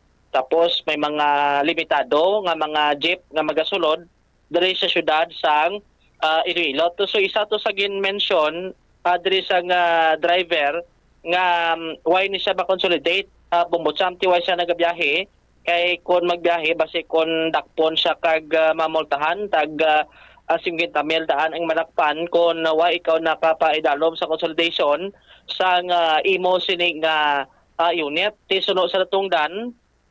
Hindi man siya kuno magpa-consolidate kay balaan niya kung mag-consolidate sa way sa kasiguraduhan. Damo kuno gatabo sa ila sining operator nga naghatag lang show money pero then gali way man ma-consolidate ila sining nga unit do thank you na lato kuno ang kwarta nga ginhatag nila sa co-op. So amo ning ila sining plastada hasta sa ulihi nga na mention nila ang ining pagpanghatag ayuda diri sa may syudad sa Iloilo sa mga kagawad kag tresurera. Amo na ang gin question kon nga ati sila ya nakabaton pero ay ning mga driver karon nga naga-standby bangod sa kakulang man sang pagitulpangod man sa ila sa gobyerno kay bisan do gobyerno do ay man gani kuno matagaan sa nagakaigo nga solusyon ang ila sini karon nga programa diri karon Bombo Champ. So lakip na sa gin palabot dito nga concern sa mga driver nga why not nga sila kuntani nga kubos man kag tiway sang income subong panahon bangod sa sining pag stricto man sa ila sa pagbiyahe sa aton sa karon kadaladon nga ti kuntani sila man ang tulupang don sang gobyerno same time ti kon matagaan sa ayuda ang ining mga grupo sa jeepney driver. Aribla si Bernabe Villanisa, isa diri sa mga kabigman nga operator driver sang pahayag diri ang iya sa karon sentimento. Ang DOTRB nagpagawa sing memorandum nga pwede namang dakop sa mga non-consolidated nga mo nang ginobra nila illegal biskin pa ang paggawa ng DOTRB sang memorandum nga pwede dakpon ang mga non-consolidated illegal yapon nga sa higit pamangkot ni Congressman Acop Siguades. Saan ka kumuha ng authority na magbigay ka ng PE sa mga operator? Wala sa kasabat. Kung saan illegal ang ginobra ng DOTRB, kung illegal ang ginobra ng DOTRB, mas illegal ang ginobra ng city kaysa mga co-op na ginabugay nila ang ruta. Kaya kailangan kinatanan ng mindugan. Gusto nila pigusong kinatanan. Sagot ka mo? Huwag yun na natin initanan. Hindi kita yung kulurong aprobado sa layang atong mga franchise. Ilang inobra din nila, ilang ginagawa. Bayan pa rin silang kuhaan. Wala. Kung sino illegal ang ilang inobra. Karoon kami nga mga non-consolidated. Hindi na makabiyahe. Pero nakadahan sa 27, wala kami biyahe. Pero ano yung obra nila? Natawalan ninyo si Mio na nagtagsa sa mga barangay opisyal. 10 ang bagagawad, 5 ang tanod. Ano na sila nagyang kalamidad? Kami nagyang kalamidad sa inyo niya. Natawa ba ako? Wala na ginatikaan. Nagahambara ako mga membro. Wala na kami tinikangon. Di ano ko? Di dapat tira niyo magpuntawan iyang ayuda, iyang AX. Di na ginatag. Ano na diyan na bagyo ng mga kagawad na? Kami na diyan sa kalamidad. Kalamidad di obra niya. Man-made kalamidad ang mga nagyan. Hindi na nga plano. Ginapatungan lang wala siyang kaplano-plano. Ubisan ang ilan yung mga LPTRP, kasi sila mismo hindi ready. Bisan yung ilang mga lulir niya, hindi ready. Ginadalitan kay parang na kwarta, ining mga modernized. Dalali kong kinatanan sa ilang kalukuhan. Agda ko tanan. Manindugan sa tanan. Gusto kita ang piguson. Wala sila yung basihan ng ilang inobra. Ganyan kita tanan may kinamatarong. May ano may binobranch kita. 603. Artikul nito, artikul 13. Ilalim nilang buwan ng ilang inobra. Wala. Illegal. Madamang salamat. Nga ba ti Andre ang sentimento sa isa man ka driver operator sa traditional jeepney nga tiway ni siya nagpaidalom sa consolidation. Tiyan mo nang epekto sa ila karon ang bangod nga sa stricto sa pagbiyahe sa ila kay why sila ba consolidate.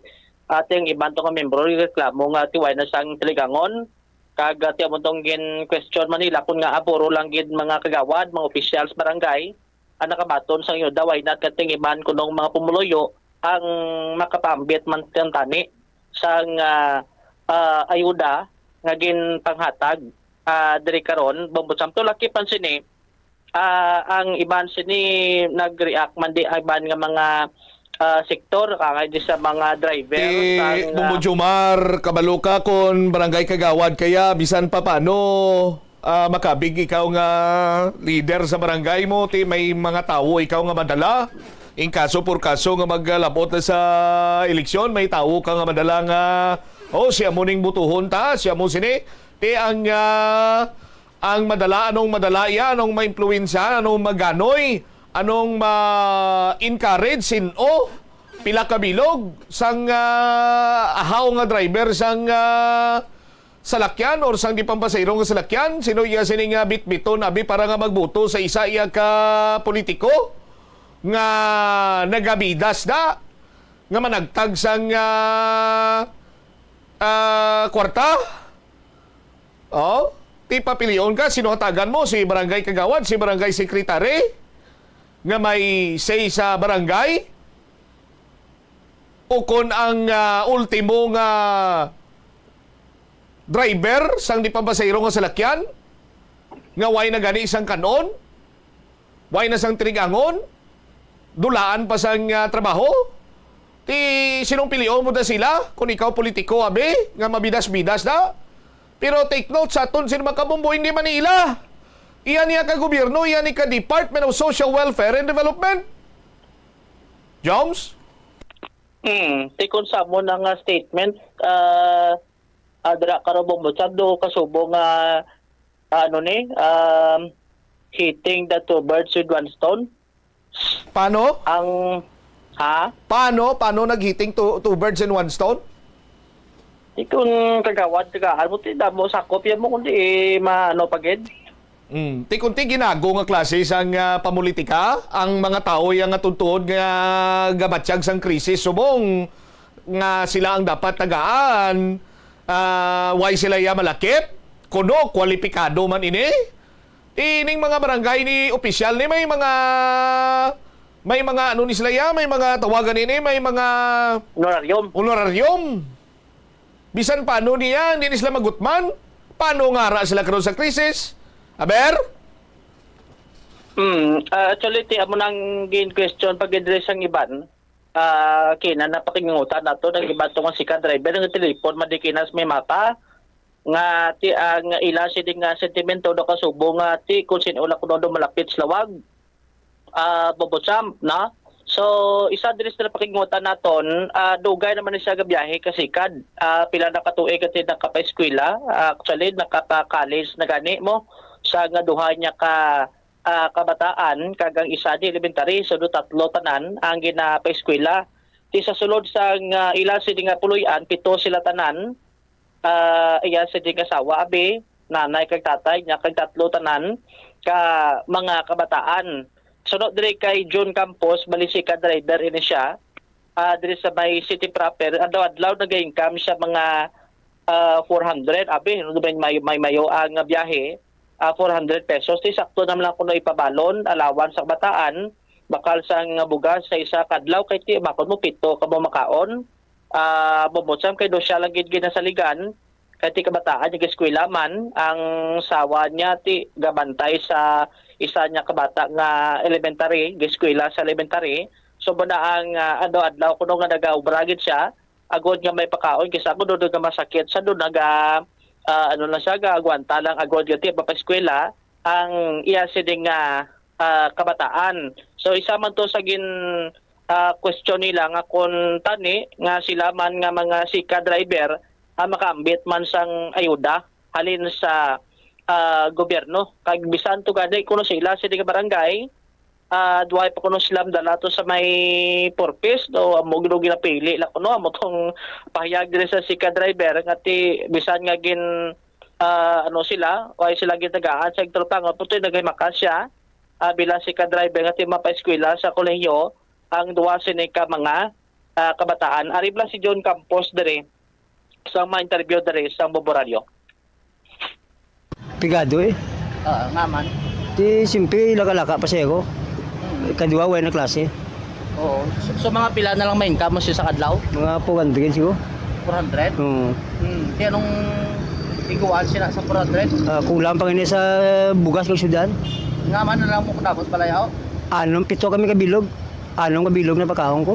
Anong bata mo na anom? 3 bata ko. So 3? Inanay ko, utod ko kag asawa ko eh. Ay, so balik, ano ka mo? 7. 7 ka mo? Oo. So, kabataan mo, 3, no? Ano, may mga trabaho naman? Why, 2 college. Eskwela pa college? Kag isa giduan. Giduan bata mo? Oy, sige, eskwela dire na syudad. Lagi di sa Montes to. So, anong nga na-mention mo kulang din ka kadtong 400? Sa bugas ng syudad. Bugas, ano, lagi na? Lagi na sa.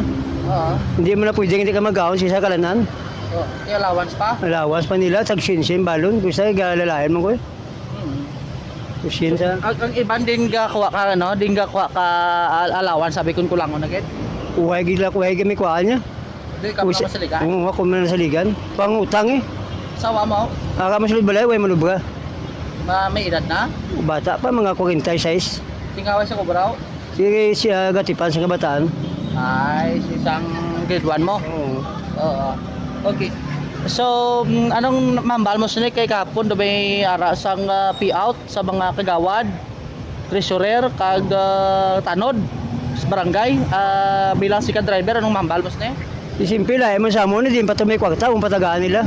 Oo. Kami amon ka pangabuday di sa init, way kami nila ginasapak. Why pa kamo kagi nga gin agaan na be ayuda? Why? Ha? Why pa? Just barangay nyo? Why? Nga man? Buta tingalaw gani. Na-mention mo to, duwa kipaksulod sa purpose? Oo, 2 ka bilo, nagkalis ang bata ko. Si kadebe lang ko, ay pakasulod sa purpose. Nga man? Depende na sa kapitan eh. Palayo kasi ko sa luwag. Oh.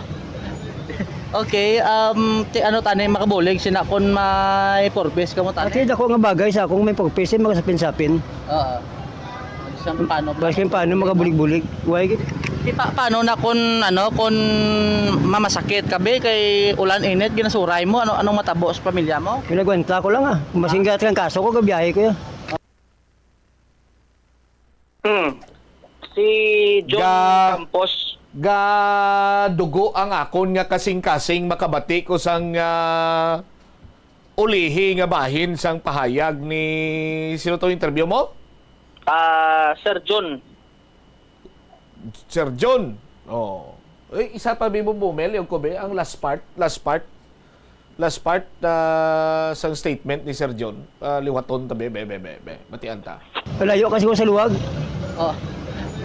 Okay, ano tanay makabulig sina kon before sila purpose kamo tanay. Ati dako nga bagay sa ako. Before sila. Na-mention mo to duwa kipaksulod sa purpose? Oo, duwa ka bilo nagkalis ang bata ko. Si kadebe lang ko ay pagkasulod sa purpose. Before sila. Hindi na sa kapitan. Before may edad na? Na. Mga 46. Tingawan sa kubraw? Si Gatipan sa kabataan. Ay, si isang grade 1 mo? Oo. Okay.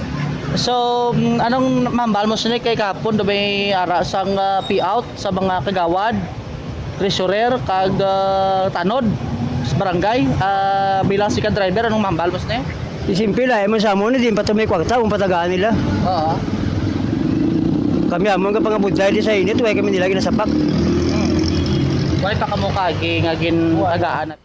Kung sino tong may mga kwarta mo pang ginatagaan nila, kami ang nagapangabudlay sa init, gabulan sa init, kami pang way ginasapak patal-patal ng istorya ba, sus Maria kagusip. Galing kiti Sir John, tay, kung itsimpo eleksyon, pilagi dyan katao madala mo, abi. Ha? Statay mo, nanay mo, suwahon mo. Ang college siya, ti, basi, kung way pa man na maka-18, kag way pa na makaparistro, ti apat lang kamo? Apat lang kamo kabutante? Kung si kagawad niya ang saguron sa mga politiko, ti damo niya maganoy ni kagawad, ni barangay sekretary. Oh, ti pero kasakit pamatian, ang lapit sa luwag, ang may kwarta mo lang inatagaan, kami ang apigado nga nagapatial sa init, kami ang way ginasapak, sus Maria kagusip po, hindi na dirang tuntuon ka serbisyo, abe? Ha? Nga ginabura sa mga politiko, nga hindi na dira. Ang pag-ulikid, abe, sa pumuluyo, din dira. Ay lilintukin siya, magpadayon kita magpagamit sili sa ilay, ha? Why, inutil ko atas ni Joms? Kaya mo tong na-mention ni Sir John, nga ati kundi kaya magtinguha nga sa imo ya, kag magsalig ka la sa, kung magsalig ka la bes gobyerno, ati way kagid, bumbutsam amo to ng balya nga, bisan sa biyahe na laksikan, abit, na pa-eskwela, yabas college, ang duwaya tanan kakbataan. So butong ginadayaw tang pagtingwa man sang isa ka. May sa matter of fact tanan nga may nagapaningwa para nga matagan nila sa mayo nga boss damlag ang ila sinimak bataan kag para hindi magpareho sa ila nga ti bangod sa kapigadohon wala makatapos daw ti simpre amo nang sitwasyon isang kahig isang tuka no kung ako sa inyo sa aton sinima kabumbo sa mga pigado hindi na kamo subong magpati no nga ang mga politiko nga nagaulikid sa inyo kaya ari nang pruibaw Joms? Kaya mga na mention dire sa pila dire ka mga driver. Actually, naman kita, nagdayaw man kita, kaya ting iban hambalo na budlayan sa pagpangabuhi, pero mas damo pagigali, no? Kasubong din ni Sir John, bumutsam, makamo sa drive sa drive sang sikad may anom ka mga nagasalig pa sa yati bisa nagatrangkaso gani ga biyahe sikad trangkaso ga biyahe sikad kay sa isa kadlaw ko makontat sa kuno do ano maladogin sila gutman sila sa isa kadlaw kay sa man nagasalig mo makon mo ti puli ka bakal ka besbuga subong isa kagantang kati mako mo pito ka mo kaon ti pilada ka pila ka kilo gawa nang maubos nila sa sakadlaw abi no galing kiti ang punto sinadakag matudtuo da masakit nga kamaturan no sa nasiling ko na si Tatay John Apat lang yun yung madalaya. Mumbujumar. Sa inisipay kung magbuto na sa eleksyon. Si kagawad niya, pwede niya kadala pulo hasta 15. Ti sinoabi ang imo ang mumahon da. Amo na ang amo na ang kapaturan dara karon Bombo Champ, no? So this kana plastar niya, no, ang ining mga reaksyon diri sa mga driver. Actually sa driver sa jeep do may ara man galing gin hatag nga do kasubong livelihood assistance ang Department of Labor Deployment kundi kumagsala sa mga driver do black jeep na way nagpa-consolidate porting iban do ay man to nag-avail kay do hindi man kuno maka-trespasser, no, sa ila sini nga daily income abe nga amo na sige subong ang pag-eskwela man sang ila sini nga kabataan nga mo nang kuhaan nila sa daily income ang pagbiyahe karon sang jeep diri Bombo Champ. So sa biyak sini nga bahin dalon ko na lang ni kay ado kasubong man nga gintakluban ho sang kalibutan ang nabatyagan sang isa diri ka babayi matapos nga nagpanawagan ini siya, no, personal nga nagpadulong diri sa may panawagan section sang Bombo Radio matapos nadula ang sini nga wallet nga may unod sang 29,200 pesos. Bombo Champ, no? So no kay sa pag-interview naton kay Rofelia Ikoy, residente ni siya sa may area sa Banduriao. Nga ginpahayag sini nga halin ni siya diri sa may area sa Bakhaw, nga bakadto kung tani diri sa may area sa Barrio Obrero, no, sa may distrito sang Lapos. So halin sa may Bakhaw, nasakay sila sa jeep sa may Haro Sipio na naog sila diri sa may area sang Atrium kay diri nagalabay ang baryo nga jeep. So pagsakay nila di sa may jeep na naog to sila sa may Barrio Obrero kay may ginmeet to silang ginprendahan niya black ATM kay ma-withdraw sa kuntani kay doon nagsulod ang ila sining incentive na bilang security guard abi Bombo Champ.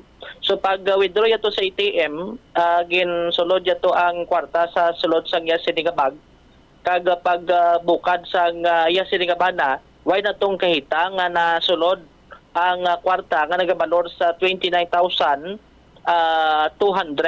pesos. So gin pangita nila hasta ang gin check nila CCTV.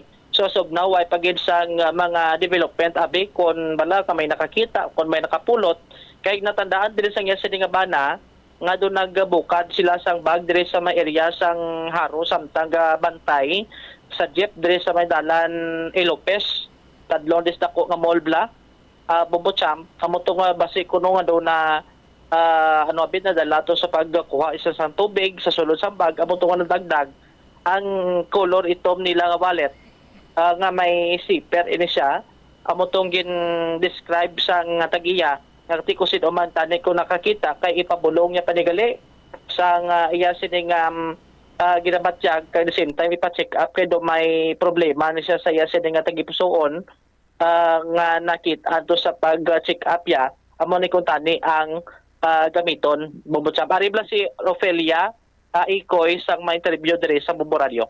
Nanaog kami tapos nasakay kami ongka kasi piyo nanaog kami diri yon sa may atrium di ba sir sa may eskwelahan dabla nga kabalom na dira kami nanaog hindi nasakay kami bro to way naman kabukas akong partner sa bag until Hindi mo tanim kadto to sa may Barrio Briro sir na makuha ko sa ngakon nga ATM kay ma'am kay na that time nasulod amon nga incentives 5 days incentives sa akon nga obra bala then gikuha to namon and then nakatlakat kami pa kadto sa may 7-Eleven sa may Barrio Obrero dito kami nag-withdraw sang kwarta. Then ang withdraw namon nga kwarta actually wala to namon gin-insert sa amo to nga bag. Ibutang namon sa may bulsa lang blaster sa guwa. And then nagkaon kami sa may Franks and Burgers and then pagbalik namon to balik on man ang ATM until nga masakay na kami sa jeep check na partner kung bag wala nang wallet. Amo lang to sir nga mo tapos na ngayon ako bulig sa may Barrio Obrero nga ma-check sa CCTV kung base man nawigit wala man di base lang nang base do drip lang guro sa Haro no I think siguro sir dira po dira lang kami sure ng dira gid kaya ang pag-check na mo sa CCTV sa Barrio Obrero sir hindi masiling kay duga ano ilab lang Dito tani ang kadtong kwarta no tani kinahanglanon to. Iba kasi pakonsulta ko sa akong korason no. Kanan sir Pa-check up mo tani. Oo sir. So bali at same time, ano trabaho mo ma'am? Lady guard sir. Lady guard. So dapat physically fit ka na gaano ka. Kung wala mo na sila physically fit, pero kung may bulongam lang yung way man ang Tinawagan mo bis nakakita? So si daw man nakakita so ako nga wallet. Yung nang balik din sa Bumboradyo kay kundi yan sa mag-contact na kaya naman ginapanawagan man nila. Noong nabi na, naging man okay lang. At least, bisan gamay lang nga, may. Kilata ng tumamang ka dito? 29,200, sir. Ano to, do puro papilon? Oo, libon. Ang 27,000 is nakapilo, tapos may 2,000 pag naka-insert. Kilala ko ito sa ang partang kaitam. Ano color kakita mo? Dawa mo ni sa sino. Kung kita sa mira, kita sa Pero color ano siya? Amo ni siya nga do color, then do black lang siya. Black lang. Pero amo ni siya nga, amo gini siyang design niya. Pero pa so saya nga ano. So pagbukas mo, may mga pwede masudlan ka mga cards? No, pwede siya masudlan cards, cash. Si Rofelia Ikoy, sa mga nakikita diri Bobo-champ na sa nagabonitor sa aton, pwede sila makakontak direct sa number mismo sa nadulaan amo ang 0964-191-4379 sa liwat 0964-191-4379 na so duda ano lang do na timingan gid siguro kay kung natawa na doon digit sa tani magprenda sa nga silang ATM mo garing ti kinanglanon gid nga ipa check up ya mutong gin prenda yato kag mutong gin sulod sa kita ang 29,200 pesos diri pambusa pero ti kun ATM na to abing nadula ti laban-laban pwede mo na siya tawag do deactivate sa bangko nga para at least hindi ma-withdraw bla kay siyempre kung may ATM ka mo nang bintaha dira nga kung nagyata mong imo siring ATM so anytime pwede kaya maka-withdraw abis ang cash kung ipanggid karon sa actual gid nga ti amo na may tendency madula yung iban depende man na sa makakita kung may may konsensya man abi kay may mga pangalan matumo sa resibo na butang ang Rofelia Ikoy nga mo ang tag-iya sa sining itom nga wallet Bobo-champ. All right. Ini si Bombo Jomar Villa para sa number 1 most trusted radio network in the country, Bombo Radio Philippines. Basta radio, Bombo. Salamat kida Bombo Jomar Villa sa mga kabumbo naton. Maluoy kamo kay gimprindahin na ganiya sining itim para nga may pambulong siya. No? Sa aton sino mga kabumbo kag kung iya man niya pinangabudlayan nga kwarta pinangabudlayan niya man na so sa mga kabumbo tada kung sino makakita no pwede nyo gid balik diri sa Bombo Radio kay kinanglanon ginisang natungdan 31 minutos na nakaligad sa takna sining alauna pagbalik naton manuay istoryahan tan diri bala ang statement no ni Senate Minority Leader Coco Pimentel III nga dapat kuno mga politisyan hindi iya magpakigbahin sa tagtaganay sang cash aid sa idalom sa programa sang Department of Social Welfare and Development kay why sila diraya sang labot. Kag mayo gani niyang DSWD Bicol kay nagpanindugan niyang ila sini nga head to sa aton sini nga mga kabumbo. No? Kay kung why siya nanindugan daw kasubong sideline lang sila ya kuno ya. No? Do kasubong nga sideline lang sila pero silang may official function for distribution sang financial assistance sa aton sini mga kabumbo.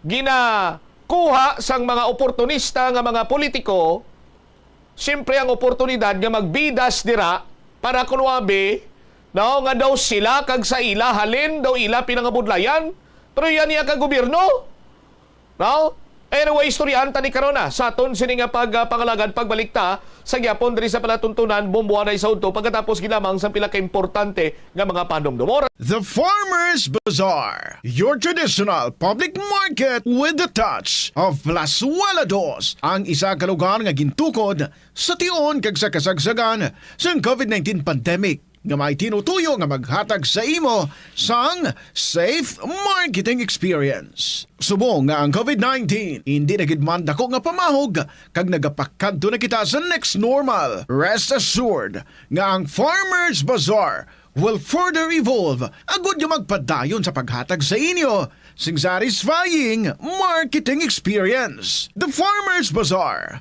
sa lower level tara na pahamtang ang fish, poultry kag meat section para naman sa inyo mga kinahanglanon nga prutas, utang kag iban pa, magbisita sa upper level pinaagi sa paggamit sa hagdanan o kon sa pagkadto direkta sa parking lot. The Farmers Bazaar, your traditional public market with the touch of Plazuela Dos. Plazuela de Iloilo Billboard of Activities for May 26 to June 1, 2024. This coming Friday is payday. Spend your evening sa Plazuela de Iloilo sa among adlaw kag samtang kamo nag-enjoy sang inyong dinner. Ang Rains Band ang bahala sa paghatag sa inyo sang entertainment sa Thank God It's Payday. Mangini inyo umpisa alas 6:30 sa gabi sa Mayo 31. Ang Binhi Band is set to rock your evening sa 2 ka oras kag 30 minutos nga rock extravaganza sa concert at the Plaza, blasting off at 6 p.m. sa Hunyo 1, Sabado. Sa tion sa musical show, napulo ka mga matahom nga Plazuela de Iloilo Special Edition mugs kag madamo pa nga iban ay gaparapol sa mga suki sang Plazuela de Iloilo.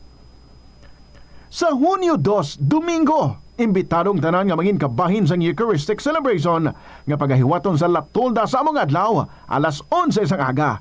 Sa tion sang misa, pangamuyoon naton sa Ginoo nga hatagan niya kita sang grasya nga magtuon nga mangin maayo nga caretakers of nature bangod ini lamang ang paagi nga mabuhinan naton ang negative impact sang climate change sa aton kabuhi. Plazuela de Iloilo, we remain to be one with you in a common hope for a better community and a progressive country in 2024. Ang tambo o kon bamboo shoots manggaranon sa dietary fiber, low in calories kag power-packed sa essential nutrients. Sunod sa pagtuon sa comprehensive reviews in food science and food safety, ang phytosterols kag phytonutrients sa tambo ang ideal sa pagtunaw sang harmful LDL cholesterol sa lawas. Ang antioxidants sa tambo ang essential man sa pagpabaskog sa sulod kag sagwa sang lawas. Sunod naman sa pagpanalawsaw sang Journal of Ethnopharmacology, ang bamboo shoots mayara sang anti-inflammatory kag analgesic o kon pain killing properties. Hindi ako ne. Kada 39 segundo, may isa ka tawo nga nagakabiktima bangod sa paggamit sang computer. 8 ka milyon sa kada tuig ang ginaatake sang hacker. Likawan ang mangin isa sa biktima, mangin mahinalungon sa mga ginapanghatag nga impormasyon, protektahan ang kaugalingon, paggamit sang internet pasangkaron. Ini nga pahanumdom ang ginadulong sa imo sang the #1 and most trusted radio network in the country, Bombo Radio Philippines. Basta Radio! Bombo! Paano bala magpain sang basura sa panimalay? Magpreparar sang separado nga suludlan para sa wet kag dry kitchen waste. Magpreparar sang duha ka mga suludlan para sa dry waste sa bilog nga balay, isa sa plastic kag isa sa papel. Ibutang sa isa ka suludlan ang mga bagay nga pwede pa magamit liwat ukon mabaligya kag ihaboy naman sa gwa sang puluyan pakadto sa basurahan ang mga wet wastes. Makakinot kag makakwarta ka na, makabulig ka patipig kag sa katinlo sang imo palibot. Nagaproblema ka man wala sa pagtuon kung suspendido ang face-to-face classes bugod sang tuman ka init nga tiyempo? Paano ka bala epektibo nga makatuon? Bisan wala ikaw sa eskulahan. Kinahanglan gid nga hibaluon mo kung saan ikaw pinakaproduktibo kung magtuon. Inibangod iban sa mga estudyante, mas epektibo ang pagtuon kun sa gabi, samtang ang iba naman ang mas produktibo kun adlaw. Hindi pagpilita ang imo kaugalingon nga magtuon kung feeling mo nagapalangluya ang imo brain power. Pili agid ang tion nga alerto ikaw para sigurado nga maproseso sang imo utok kag hindi makalimtan ang imo ginabasa, ginasulat o kun ginapamatian. Ini nga pahanumdom ang ginadulong sa imo sang the #1 and most trusted radio network in the country, Bombo Radio Philippines. Basta Radio Bombo! Sa pagbugtaw mo sa aga, cold baladayon nga tubig ang imo ginainom? Ay, dali lang, wait a minute. Para sa ininit. Suno kay Dr. Deborah Weatherspoon, isa ka advanced practice nurse, mas maayo nga mag-inom sang alabaab nga tubig sa aga. Paathag ni Weatherspoon, iniya nagabulig sa lawas nga magpagwa sang toxins kag naga-improve sang imo blood circulation. Sa mga babayi, ang pag-inom sang alabaab nga tubig ay nagabulig man kung ikaw nagasuprer sang period cramps. Ang pertussis ang isa ka makalalaton kag makamamatay nga balatian ilabi na sa mga lapsag, nagalaptang bakterya pinaagi sa paginhawa, pag-ubo kag pagpangatsi sang tawo nga may pertussis o kun whooping. Philippine Standard Time, 39 minutos na nakaligad sa takna sininga launa. Si Senate Minority Leader Coco Pimentel III nagpahayag nga dapat ang mga politiko hindi iya magpakigbahin sa distribution sang cash aid sa idalom sa programa sang Department of Social Welfare and Development. Ano ining mga cash aid program sang Department of Social Welfare? Amo na dira ang AX, ang Assistance for Individual in Crisis Situation. Ara man ang ginahambal sinila nga AKAP, no? AKAP ining ayuda sa kapos sa kita program.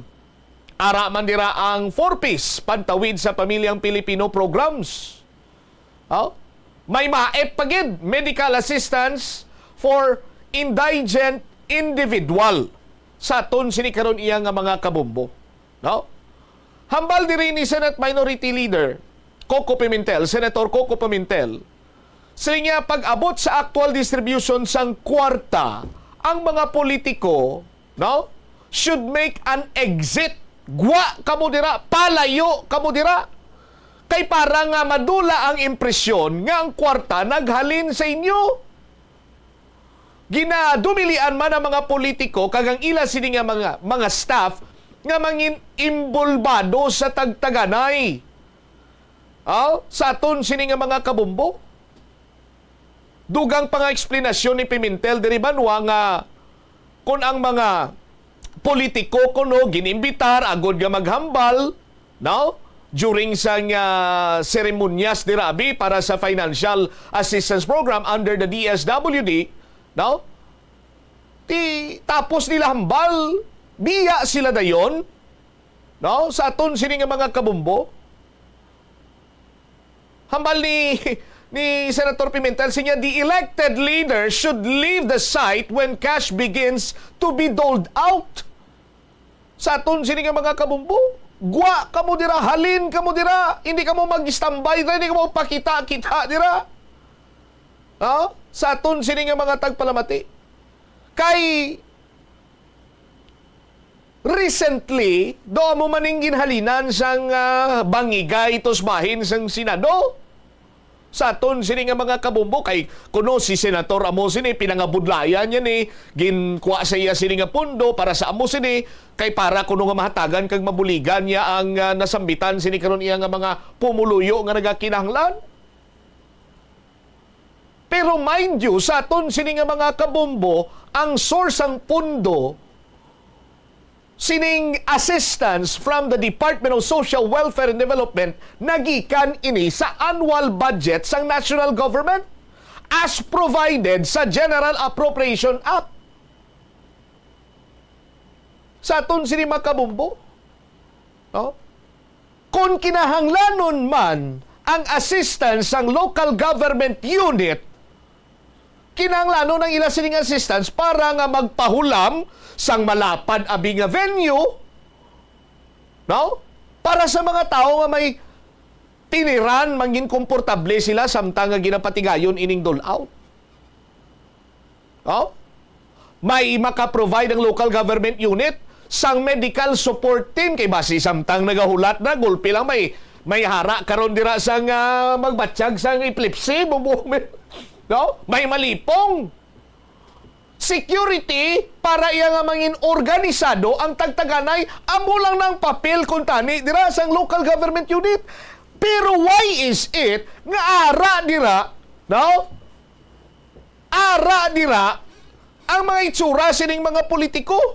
Mismo sila ara dira nga oh? Sa aton sini mga kabumbo kay di na pwede. Titani maintindihan ni nila sa aton sini nga matag palamati. Galing kiti kumo pamulitika sa aton sini matag palamati kag kumo para kuno abi nga do grabe gid ang effort sini nila daw sa ila ginpaagi silang nagtingwa pakita-kita sila dira sa aton sini makabumbo. Pero danay ka palihog ko bisan tsura ni Tatay John kagayna Bombo Omel, tsura ni Tatay John, pwede mo siya mapatupad sa tsura sang mga nakabaton sang assistance diri sa may tawag si gani Freedom Grandstand kag tsura sang mga nakabaton sang assistance dito sa mall sa La Paz. Pwede mo Bombo Omel, maayo lang ko simo sa aton sini nga mga kabumbo, no? Ibutang ta sila nga tatlo daw mamos na tapos sa biyag nga part abi tsura naman sang mga nakabaton dito sa may isa ka mall sa La Paz sa aton sini nga matag palamati. Ang iba ni nga mask ni basi ko dito manihalin sa Freedom. Alright, now, sa mga kabumbo na ito, nagalantaw sa Facebook Live. Sino sa ila ang mas hatagan kung tani sa nagakigo ng tulupangon? Sino sa ila ang yara sa krisis? Ang tsura ni Tatay John? Ang tsura sa mga nagbaton sa Freedom Grandstand? Kag tsura sa mga nakabaton dito sa mall sa La Paz? Sinong mas makaluluoy? Sinong mas nagakinahanglan sa aton sini nga mga kabumbo? Aber? Sus Maria Kagusip, naluoy ako sa mga taga-syudad sang Iloilo nga mga pigado nga ginakapital. Pirmi lang ginakapital sa mga politiko nga kuno grabe ang ila sini nga pag-ulikid, nga kuno ang plano nila tatapon, nga kuno tatapon kag buligan ini nila. Aber? Ang sa tunga amo nang sa Freedom, no? Iti may uniform to sila gipabayuan to sila pero ang sa La Paz sa may molda why? No? Sa aton sini nga mga tagpalamati ti makon mo sila banwa. Ti si Tatay John niya amo ning bayo niya subong. Amo nang bayo niya subong kay tingga biyahe sa sikad mo. Tapos ang mga opisyal ta mapagwa pa sa mga pagsulundan nga dapat kung nagabiyahe ka sikad dapat daw mayo-ayo man tsura mo tingga tingwa man ang pigado. No? Nga magmayo-ayo tsura samtang nga nagabiyahe sa sikad. No? Piti ginatugyan ko na sa mga kabumbo naton, no? Sa aton sini nga mga tagpalamati. Ang pamangkot nila sa tatlo sini sa ila, sino ang yara sa krisis kag mas labi nga nagakinahanglan sang ayuda sang aton sini nga gobyerno. Mahambal ang nagapanagtag nga qualified, so on and so forth. Okay, qualified, no? Pero paano nyo ginplastar ang qualification? Anong ginbasihan sa so-called qualification? Sa aton sinimatag palamati. Ang iban gani nga nagabato na ex nami ila silpo, no? Si Tatay John nga ni way silpo. Anyway, sa aton sini mga kabumula na nga aton dira banwa, no? Grabe kid subong, no? Depende na sa inyo kung anong inyo sining pagusgar sila. Basta ang mabilin ko subong nga Sabado kag paminsarin nyo over the weekend. Sinong mas nagakinahanglan sa ila sa aton sining mga kabumbo, no? Adtong mga nagbalaton sa Freedom Grandstand o kunang nagbalaton dito sa may Gaisano City, La Paz. Pero antes pagig ko mag-transfer sa isa ka topiko, luyag ko ipabati liwat ang last part. Interview sa kay Tatay John sa aton sini nga mga taga-Palamati. Kag gusto ko man nga paminsaran nyo over the weekend sa aton sini mga kabumbo, no?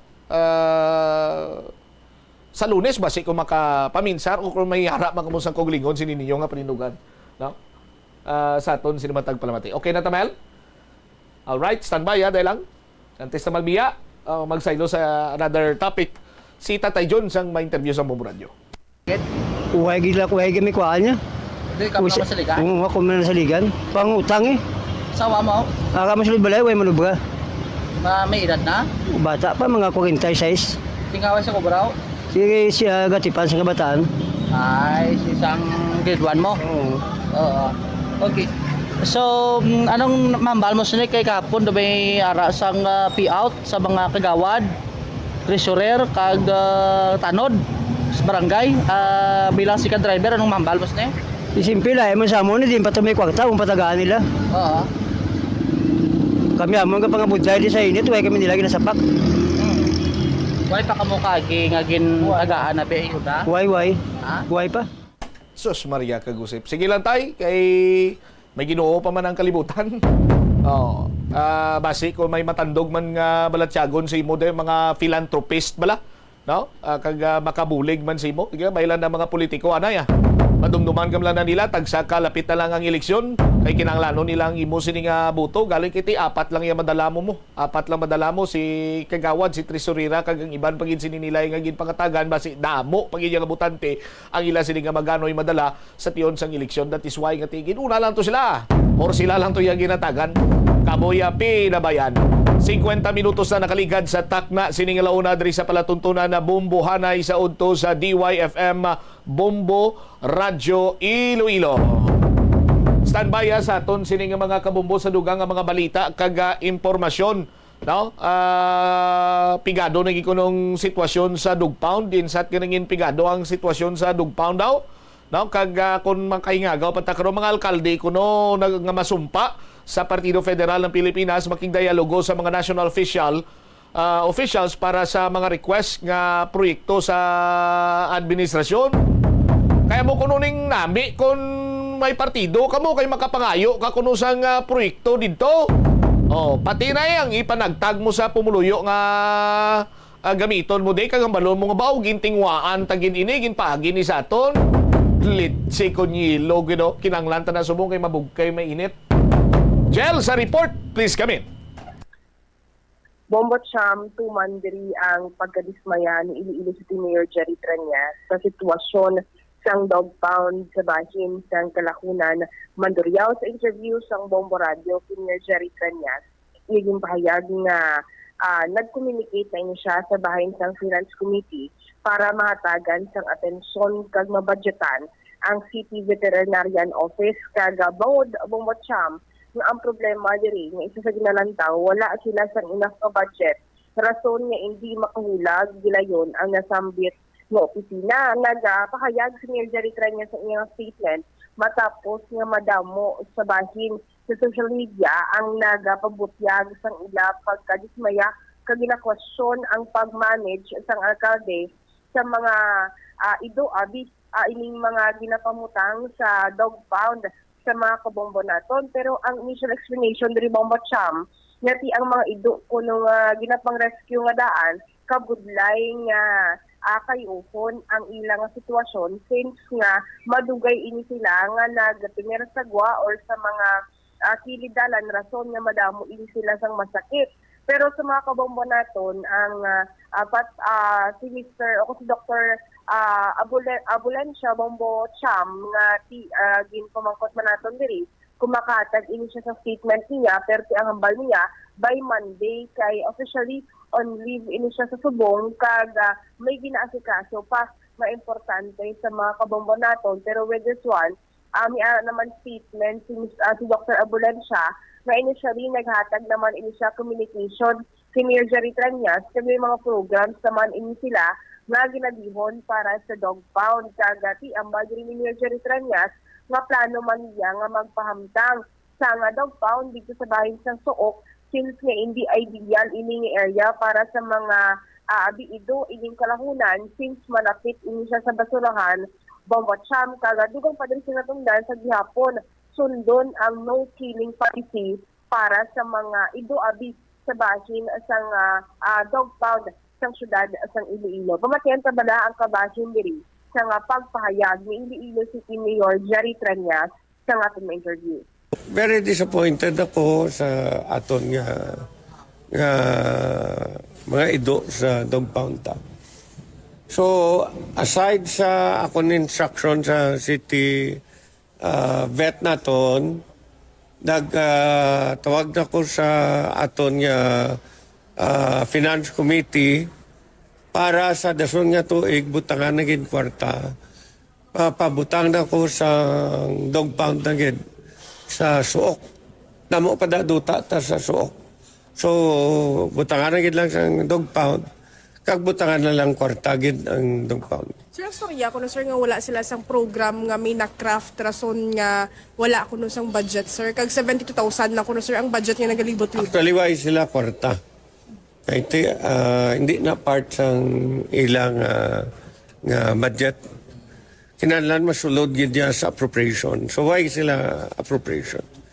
Ang dog pound ako madumduman yung nag-ubra na mga estudyante tana sa TIIC.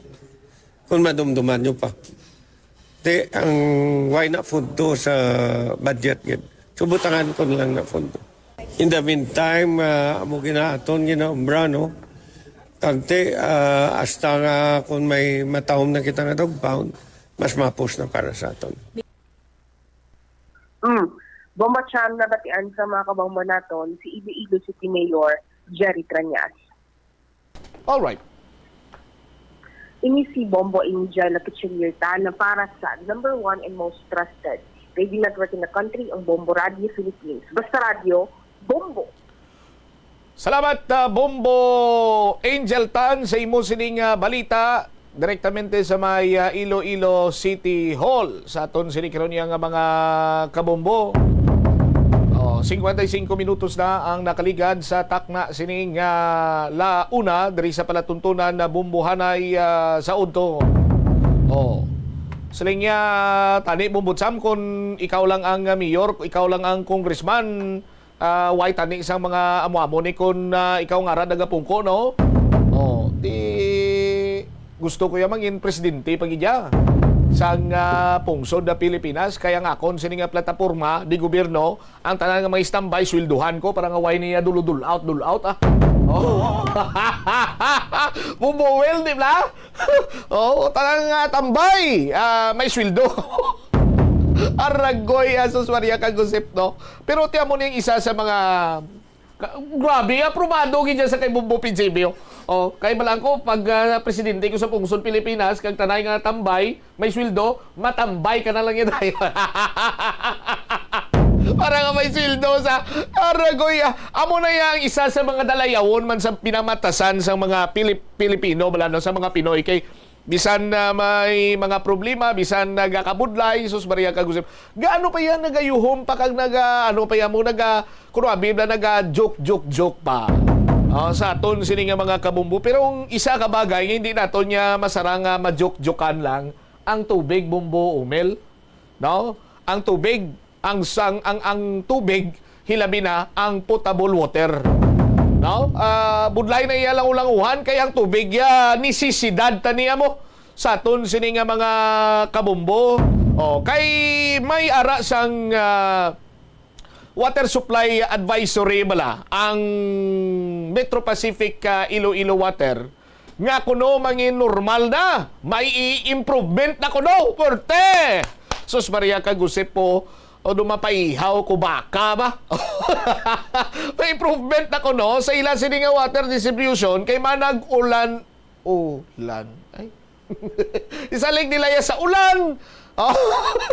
Ang ila sini iya nga serbisyo sa aton sini nga mga kabombo as water distribution utility. Salig nila ya sa ulan. Sa aton sini matag palamati kag ginakabig na nila yang normal.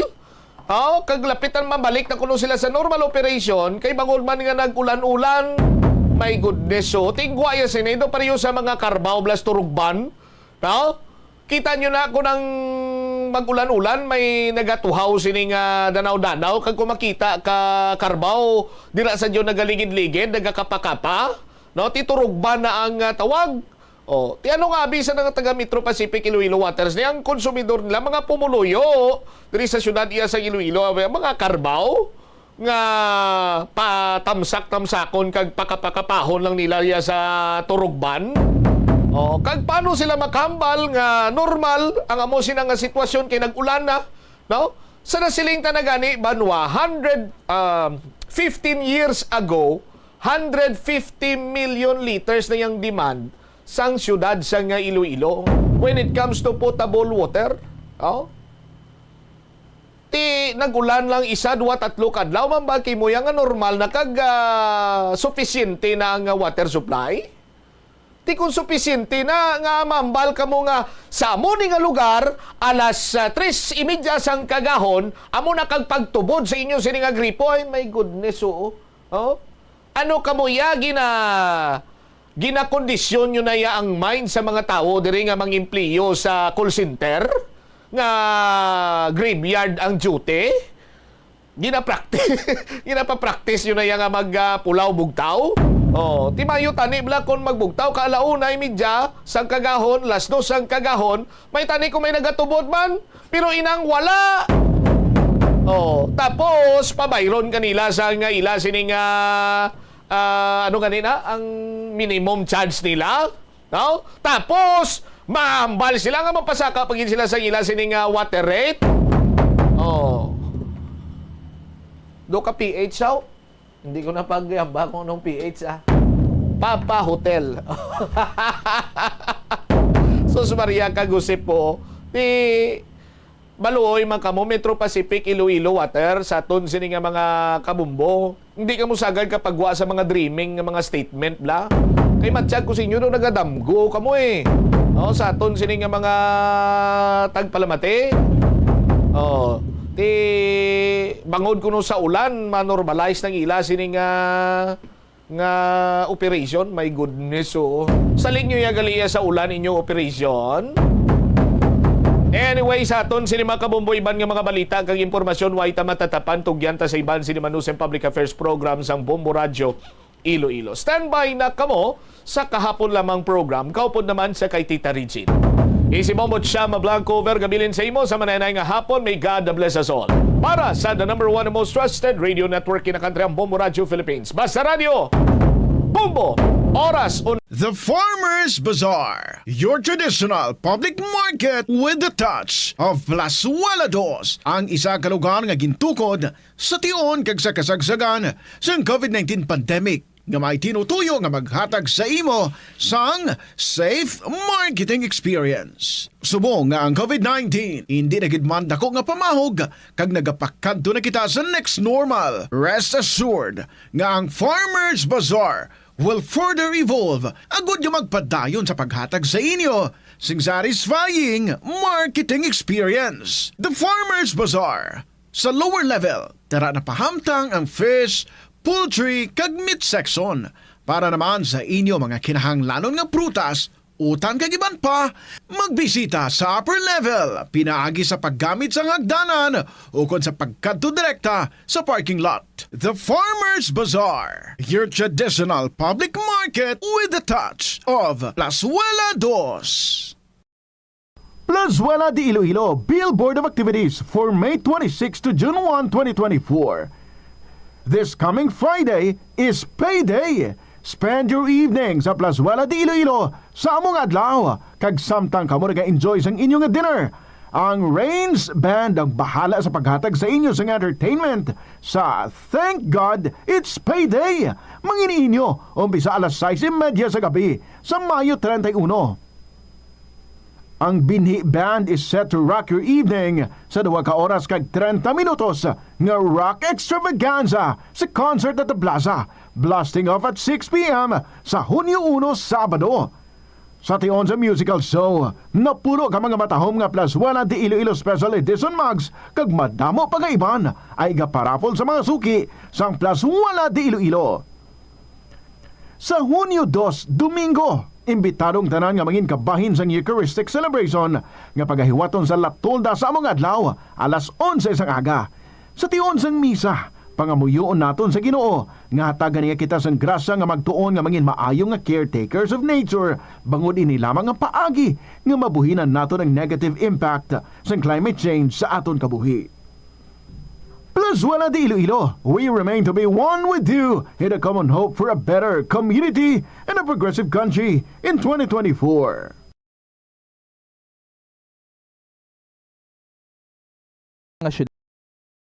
Sa luwasang Manila nga nakaangkon sang direct shipping lines padulong sa iban nga mga pungsod. Halin sang 1855, nagaserbe na ang Port of Iloilo nga alagyan sang mga international shipping lines nga halin kag padulong sa Australia, Hong Kong, China, Singapore, Europe kag Amerika.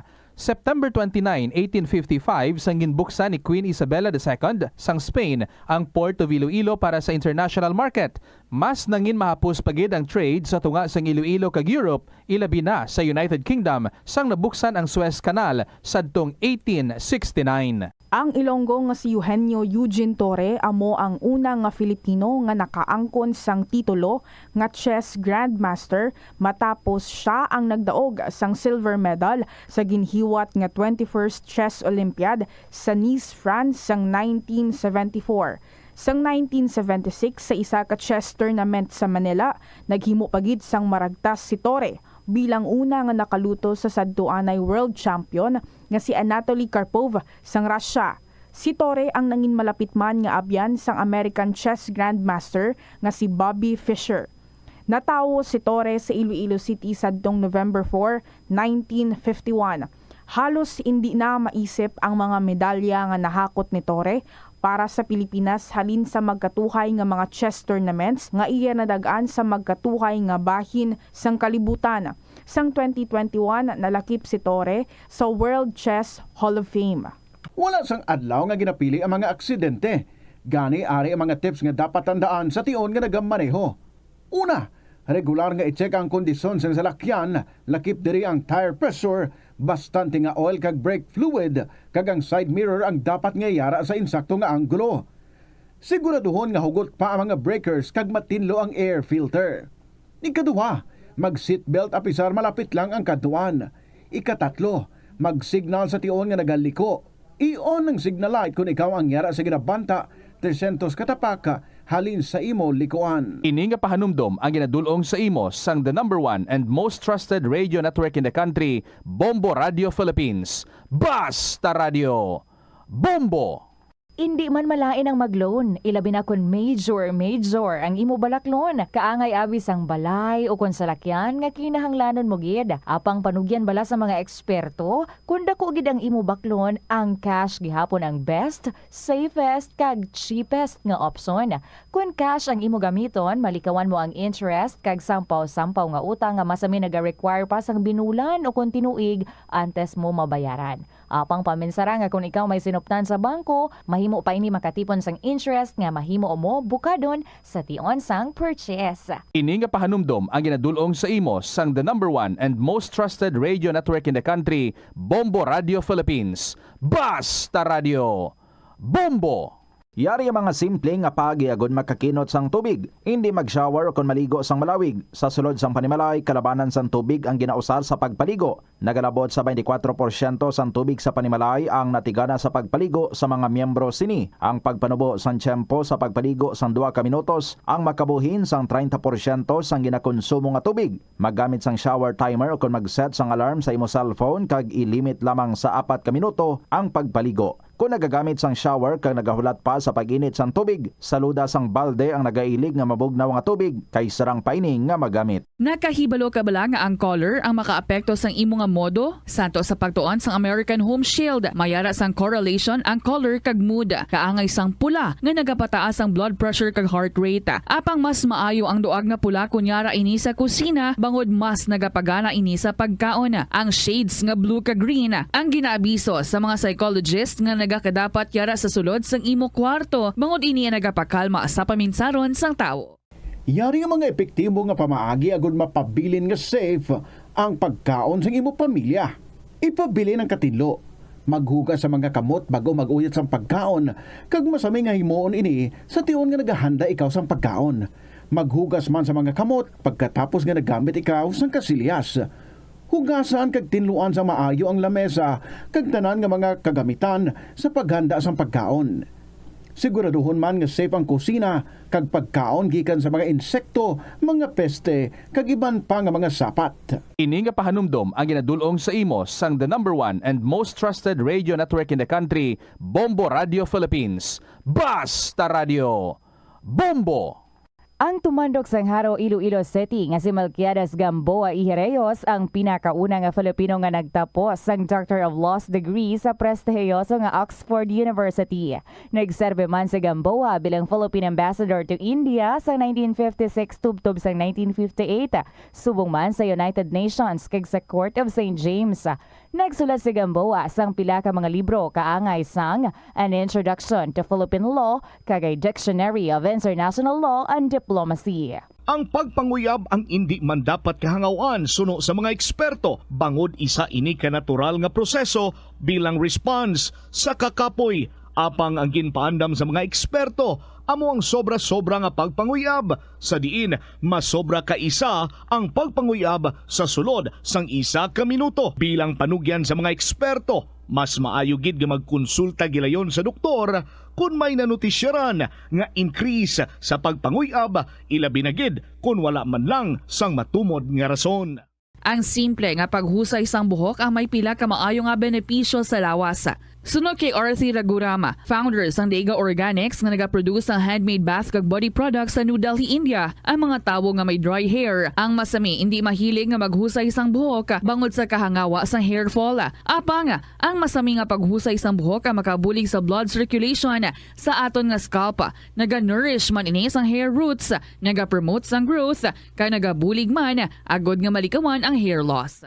Sa aroma kag soothing feeling sa pag-inom sang tea, ang rason sang kadamaan nga paborito nga imnon ang tea. Sunod kay Ansley Hill, registered dietitian sa Western Oregon sa Estados Unidos, ang mas sobra 3-4 katasa nga pag-inom sang tea sa isa ka adlaw ang makadala sang hindi maayong epekto sa lawas. Kinahanglan nga moderate intake lang sa tanan nga ilimnon agod ma-achieve ang healthy living. Mas nanamian bala ikaw magtuon sa balay ipaanggid sa eskwelahan nga madamo ang tawo? Isa ka panugyan para epektibo ang pagtuon sa balay, amo ang pagpangita sa designated area agud nga matiniran kung ikaw nagasulat, nagabasa o kung nag-review. Pwede man nga lamesa sa kusina o kung sa desk. Ito ang Bombo Radio Philippines. Fully digitalized. Numero 1 sa balita, komentaryo, drama at serbisyo publiko. Bombo Radio Philippines. Bombo Radio Philippines. Ang inyong #1 at most trusted radio network in the country. Basta Radio Bombo! Good afternoon sa inyo mga kabombo. Happy first day of June. It's a beautiful Saturday. This is Tita Regine. Happy weekend nan. Kag first day of June pagid. Bag-o na ang bulan naton. Tapos na si May. Ari na si June. Kumusta? Welcome diri sa kahapon lamang program. This is the day. Kung sa diin, nag-interview kita sa aton nga winner and at the same time, before we end sa aton nga program, sa sining nga hapon, nag-announce kita. Bag-o na naman nga winner. Kag ang ina nga bago nga winner magahalin sa mga letter senders naton for this week nga ang ilang nga istorya na basa naton sa siniman nga semana. So letters read from this week. dira kita magakuha sa aton nga winner. Gani sa sini nga hapon ang akon gid mainit nga pag-abi-abi sa inyo kay mainit gid man ang aton nga panahon. But anyway, sing init, I hope and I am hoping nga amo mga ano kasing init man ang aton nga pag-interview diri sa aton nga winner kung sa diin we are going to learn so much sa iya nga istorya si Toto Max ang Barota Viejo. Gani salamat sa liwat nga pagupod mga kabombo, and if you have your stories ready, pwede na nga ma-email sa bombo_iloilo@bomboradio.info or isulatan din ipadala lang sa kahapon lamang program DYFM Bombo Radio Iloilo, Sky City Tower, Mapa Street, Iloilo City. And here's our song for you this afternoon from Steven Nicole Pedro, Hanggang Kaibigan. This is Tita Regine. Welcome sa kahapon lamang program.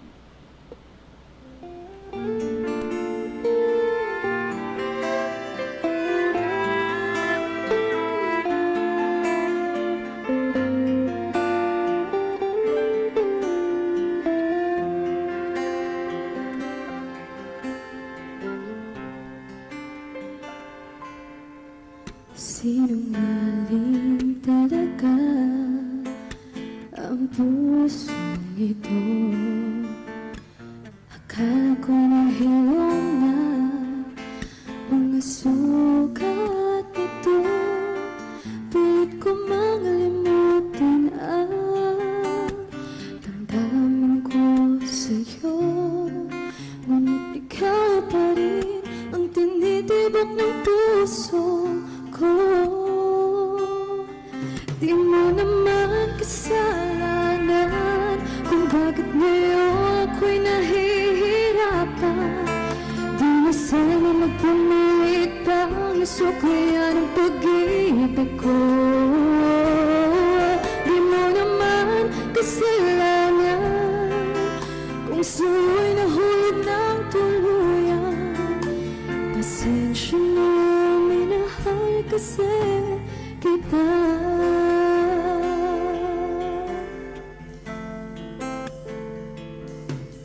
Kahit pahirin ang mga sa'king mata, ang pag-ibig ko sa'yo kailan may di mawawala. Tumingin lang sa iba, sa puso ikaw'y nag-iisa. Dahil ikaw lang ang tinitibok ng puso ko. Di mo naman kasalanan kung bakit ngayon ako'y nahihirapan. Di na sana nagpumilit pang nasuklayan ang pag-ibig ko. Di mo naman kasalanan kung sa'yo'y nahulog ng tuluyan. Pasensya na, minahal kasi kita.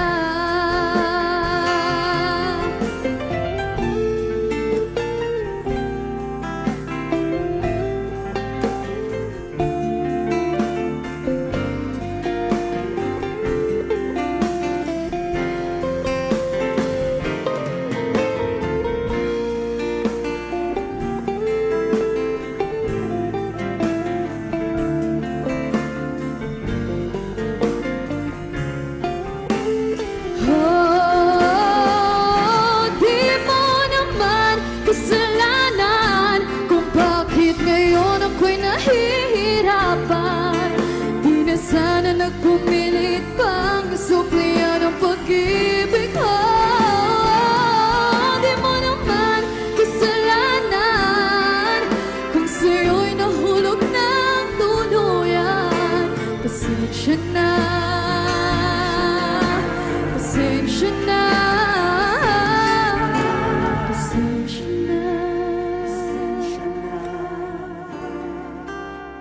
Minahal kasi kita.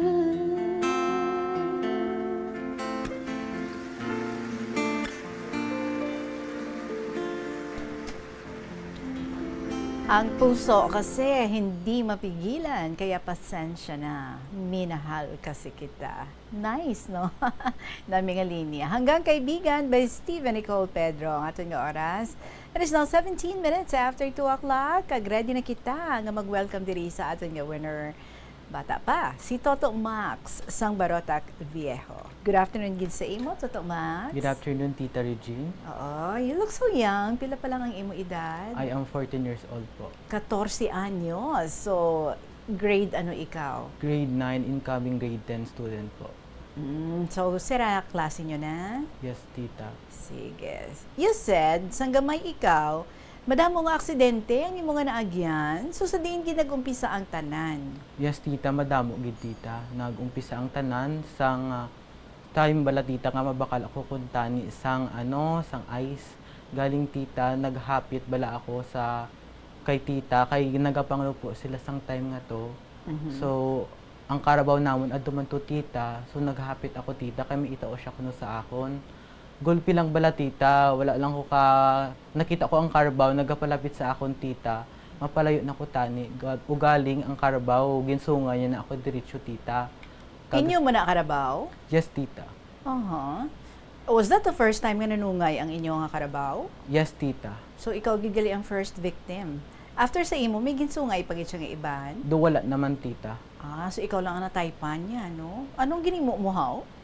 Do nagpalapit lagid ako sa iya Tita kay ang tiya ko bala Tita ara sa ingod sang Carabao.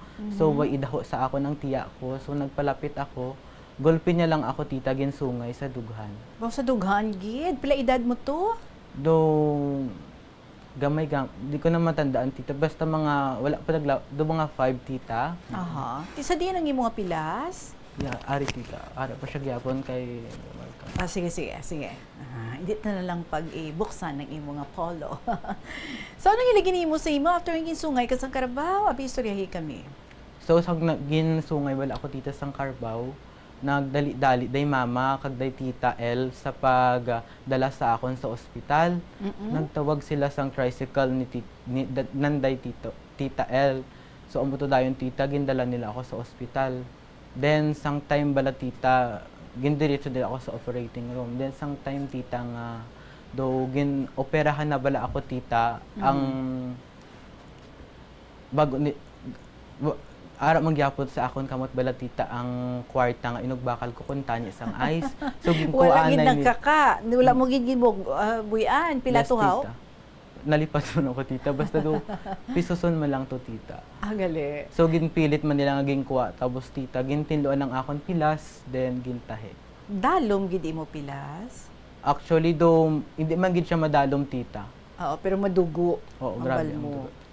Okay, so that was the first incident nga natabo sa imo, nga na-aksidente ikaw, na-disgrasya ikaw. Pero sa kindergarten naman ikaw, na-aksidente ka na naman. Ano yes, yung Tita. natabo sa imo? Sang time nga to bala Tita, tapos ko halin sa eskwelahan Tita, gamay pa ambi ako Tita, nagsaka ako sa lamisa. So, gulpi lang nahulog ako Tita, then natukod ko ang tuo ko nga kamot. So, ano natabo? So, na-dislocate gid sa Tita. So, pag sang time nga nahulog ko natukod ko ng akon kamot, nangayo ko dayon Tita sing tabang sa akon mga magulang. Okay. Then, sang time nga to, gindali-dali ako ni Mama dala sa ospital. So, ginoperahan ikaw, ginsemento, ano? Ginoperahan siya Tita, then ginsemento sa dayon. Ay. So, is it true after a few years nga na-dislocate ang imo kamot? Na-dislocate liwat siya? Ano to yung natabo haw? Yes, Tita. Sang time nga to Tita, sang na-dislocate liwat ang akon kamot, may kuwaon ako tani Tita sa babaw, sang amon balay, sa ikaduha nga panalgan. Ugaling Tita, nakadanlog ako Tita sa amon hagdanan. So, natukod ko liwat ang akon tuo nga kamot. So, the same hand nga yes, Tita. Na-dislocate. So, ginoperahan naman liwat? Wala na siya Tita na operahan kay after that, gindiretso ni Mama sa Surwano. Then, nagdiretso sila doon sa doktor. So, ginhampulan tita sang bangkal. Then gindala na kami sa ospital, ginpako ang bangkal. Then siling sang doktor, grabe ang fracture. So kinahanglan namon tita mag-prefer bala tita sang 10K kuno tita. Oo. Kaya dapat operahan ka naman. Oo, kaya tita. na-fracture siya. O galing tita kay tungod man tita nga sa kapigaduhon tita kay farmer lang ang akon mga parents. So ano lang nila tita, wala lang balaan ni tita, ginhatagan attention nga ipa-opera. Oo. So ginpabayaan na lang. Wala man ginpabayan tita, kay isang bag umag-pandemic bala tita, nagpa-check up ang kami ni mama sa sa may western ugaling kay nagdugay pagid bala tita ang sang kamot ko. So naging 20,000 kuno tita ang i-prepare. So nangayo kami tita bulig sa isa sa doka organization. Pero nag-abot ang COVID bala tita, so wala na kami nakabalik. And because of that, from being a right-handed person, naging left-handed ikaw. Yes, tita. So, paano ikaw naka-adjust? Paano mo ininga nahimo?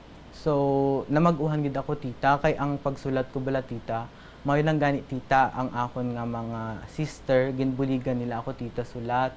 Ang kamot ko, ginambuligan nila ako tita, ginatataban nila ako nga para lang makasulat ako, makabalik ako sulat, kag para maka-eskwela. So kaluyan man kaluyan man sang Ginoo tita, nakasulat man ako tita sa left hand ko. So ano ikaw subong? Left-handed na? Left-handed na ako tita.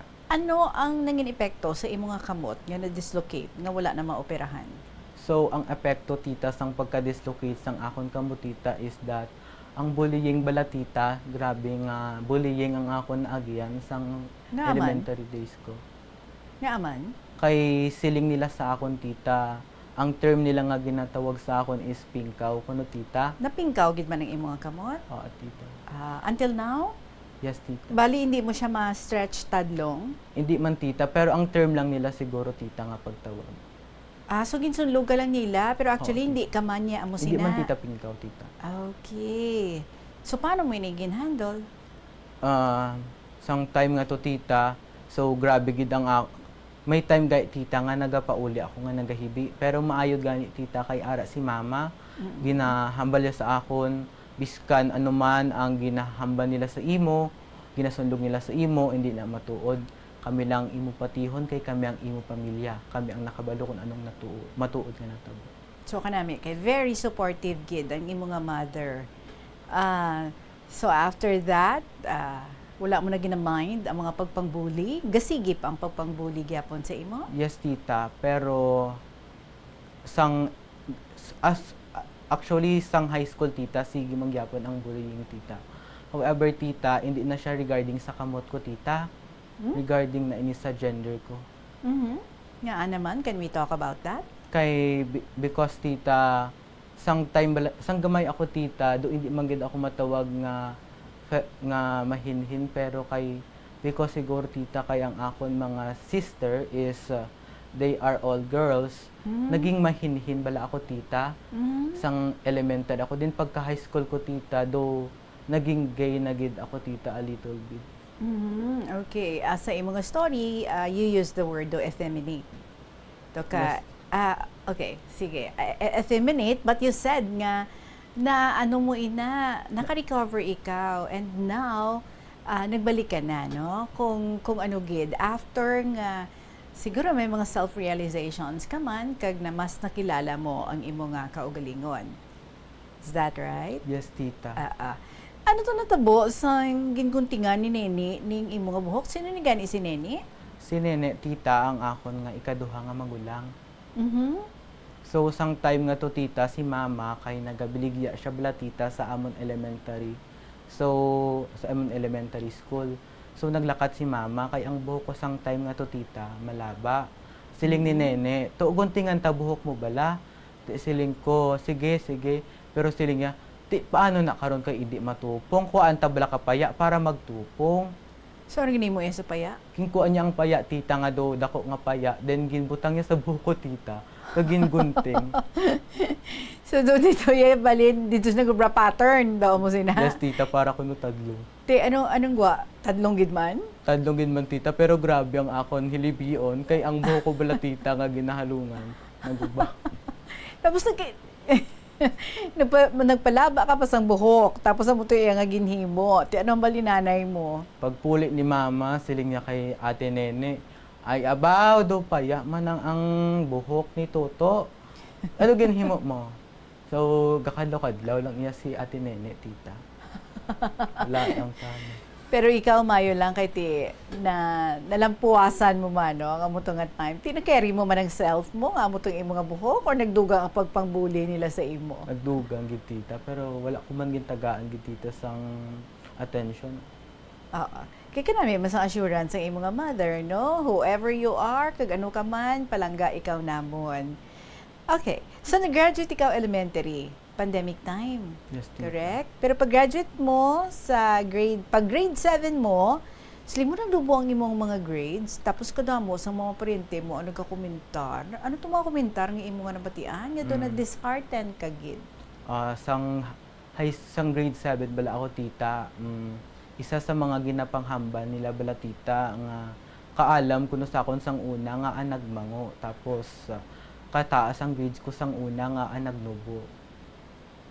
So, Kay nagnubo siya tita, kay ako bala tita sa person, though mas nanamian ako tita, basta may explain bala tita kag by recitation. Oo. Kay hindi,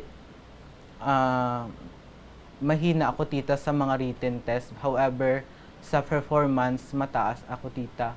Kay dumas kini-prepare ko bala tita ang recitation. Oo.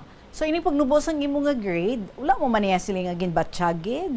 Actually, dugin batsyag kuman tita, pero siling ni mama, biskan mataas man o kung manubo ang imo nga grades, ang importante ginhimo mo ang imo best, proud man kami gihapon sa imo. So, kanami lang gid, no? So, mga assurances nga ginahatag sa imo nga mama. So, amo ni ang nagapahagan-hagan sa imo nga feeling, kag nagapabalik sa imo nga confidence, sa imo nga kaugalingon. So, wala lang yung ginabaliha, no? Wala mo na lang ginabaliha ang tanan, bangod nga ara si mama mo, nga siya gid ang nagapakusog sa imo. So, sa grade 8 ikaw, nakabawi ka bala? Yes, tita. Kay sang time nga sang grade 8 na ako, tita, siling ko sa self ko, tita, kinahanglan, tita, mataas-taas ko ang grades ko, kag do gusto ko na balabat, tita, nga ma-stop na ang pagbully nila sa akon nga daw naguntat ng akon nga basta gusto ko nagitita maguntat nga ang bullying nanda, tita. That's why siling ko mabawi ako sa grade 8. So sang first quarter up to fourth quarter, tita, hindi man tita sa pagiging hambog, however because of the grace of Lord God Almighty, tita, naging with honors ako, tita. Oh, that's very good. Congratulations. So, grade 8 na. So, buong grade 9 ikaw, yes, no? So, ang pang-bully na buhin-buhinan? Nabuhin-buhinan, tita. Alright. Kamusta na, Subong? Na grade 9 na ikaw. Bago mo lang natapos ang grade 9 mo, correct? Yes, tita. Kamusta? Sang grade 9 ako, tita, though na minimal na, tita, ang bullying nga ako nagkakabaton from other people. Kay then sa grade 9 ako, tita, do kanami lang bala, tita, kay do mas naging madamo ang friends ko bala, tita. Kay di lang ko sure kung basta ang grade 9 ko, tita, madamo ako sang mga pagsubok sa grade 9 nga naagyan. May mga kasadya kag mga kasubo.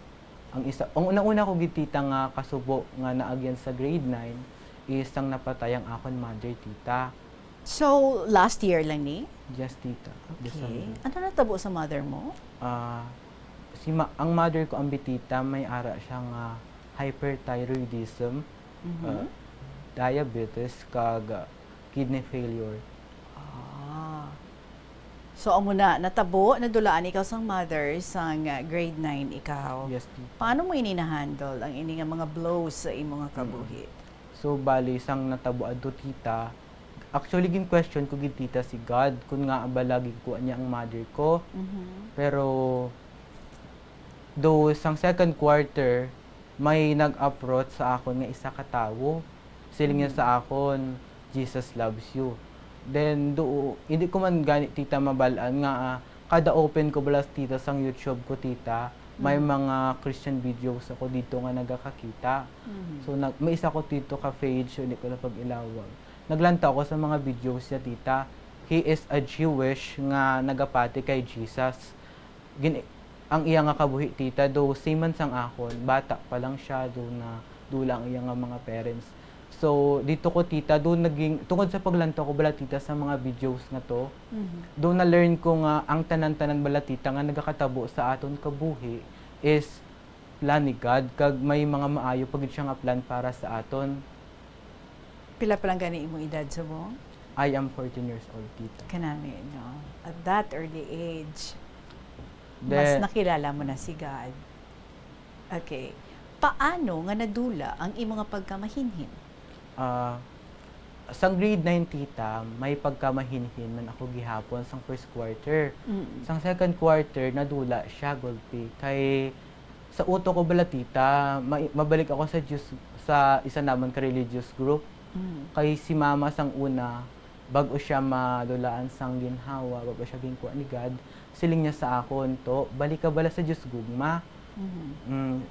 Actually tita, siling ko hindi ko magbalik, sa uto ko lang kay busy ako sa pag-eskwela, aman abala ang rason ko tita. Pero ang isa namon ka member RSS high school, then nagsulod lang sa uto ko tita nga balik ako dito.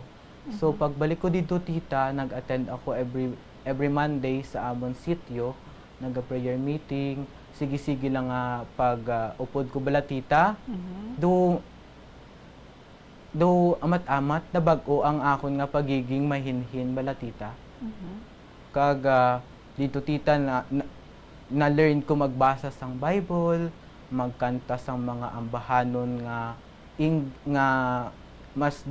madamo nga mga ambahanon sa Kristiyanong katilingban bala tita. Kag tungod man sa religious group nga to tita, do mas napalapit ako sa Dios, kag do nagbago ako. That's very nice, no? What a journey with the Lord, na mas nakilala mo siya, and then maskin pakilala niya sa imo ang imo nga kaugalingon kung sin o kagid. Paano nagpadayon nga mangin achiever ikaw apisar sang pagkadula sang imo nga iloy, kay ang imo nga mother really plays a very big role sa imo nga kabuhi. You are super attached sa imo nga mother. Yes tita, sang napatay bala ang akon mother. So, sang time nga to, do ang wala bala na pangita ko tita, kung sinugid bala ang matuod-tuod nga nagapalangga sa akon. Then, when I read the Bible, may nakabutang dito, John 3:16, For God so loved the world that He gave His only begotten Son, that whoever believes in Him shall not perish but have eternal life. So, dito ko na-learn tita nga, biskan ang pinagid nga nagapalangga sa akon, wala na. Si God nagapalangga gihapon sa akon tita.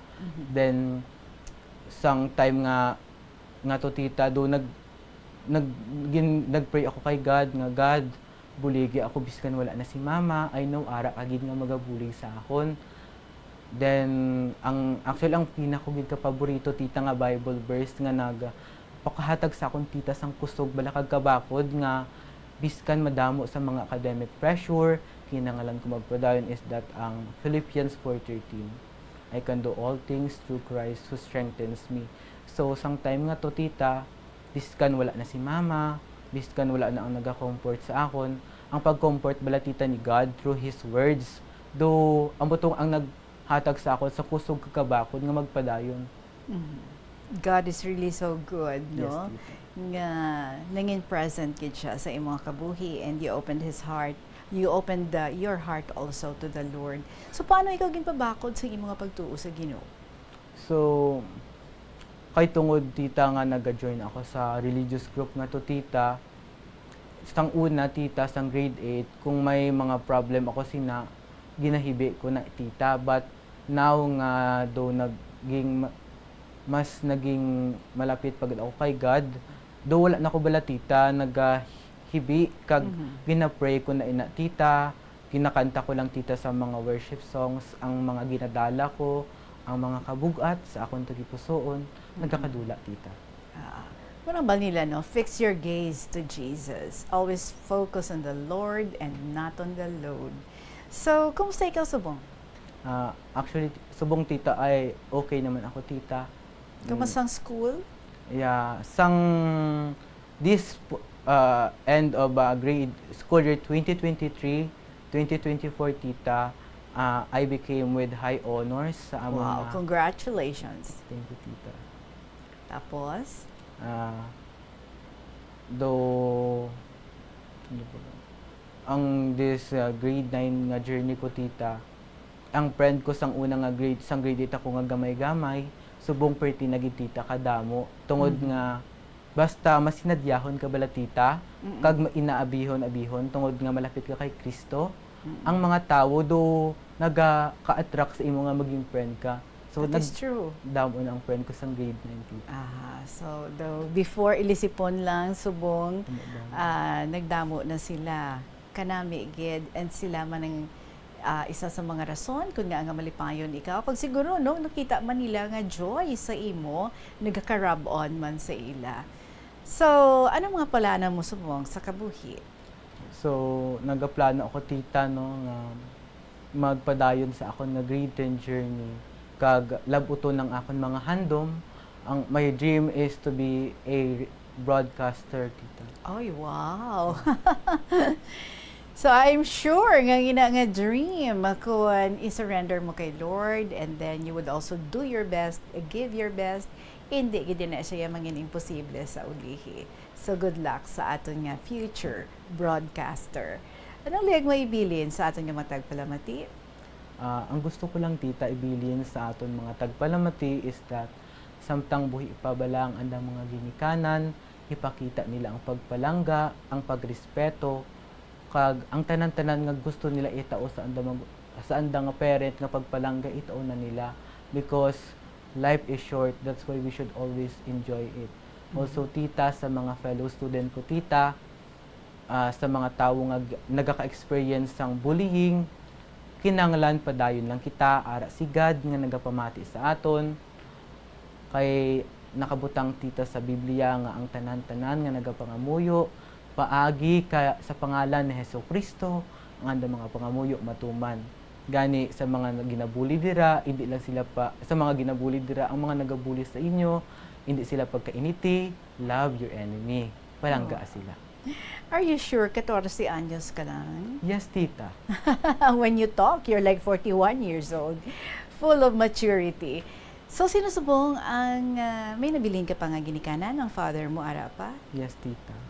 So, ang father na lang plus ang imo nga mga sisters. Yes, tita. Ang imo nga kaupod subong sa imo nga pagpangabuhi, and I'm sure ang imo nga pagpalangga sa imo nga mother nga amugid ang nagapush kag nagahatag sang inspiration and courage sa imo sang una nga bayida ng mga naga-put down sa imo, nagapang-bully sa imo.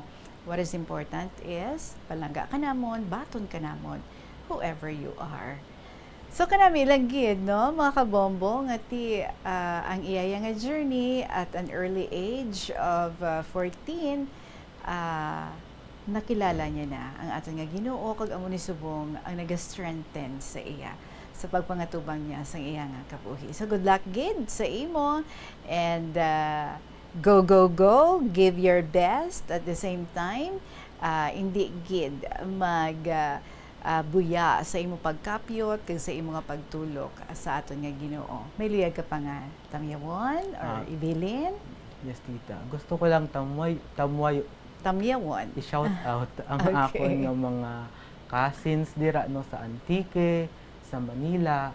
So, ang akon nga mga tita, si Tita Rena, si Tita Bel, si Ate Kyot, si Ate Nene, ang mga classmate ko sa grade 8, sa grade 8 Saturn, sa grade 9 Star. So, man ang akon nga mga brothers and sisters sa ang Diyos Gugma, gusto ko lang kamo i-shout out. God bless everyone. At 14, nagka-crash naman kita? Yes, tita. Oh. Ano ang tsansa? Wala.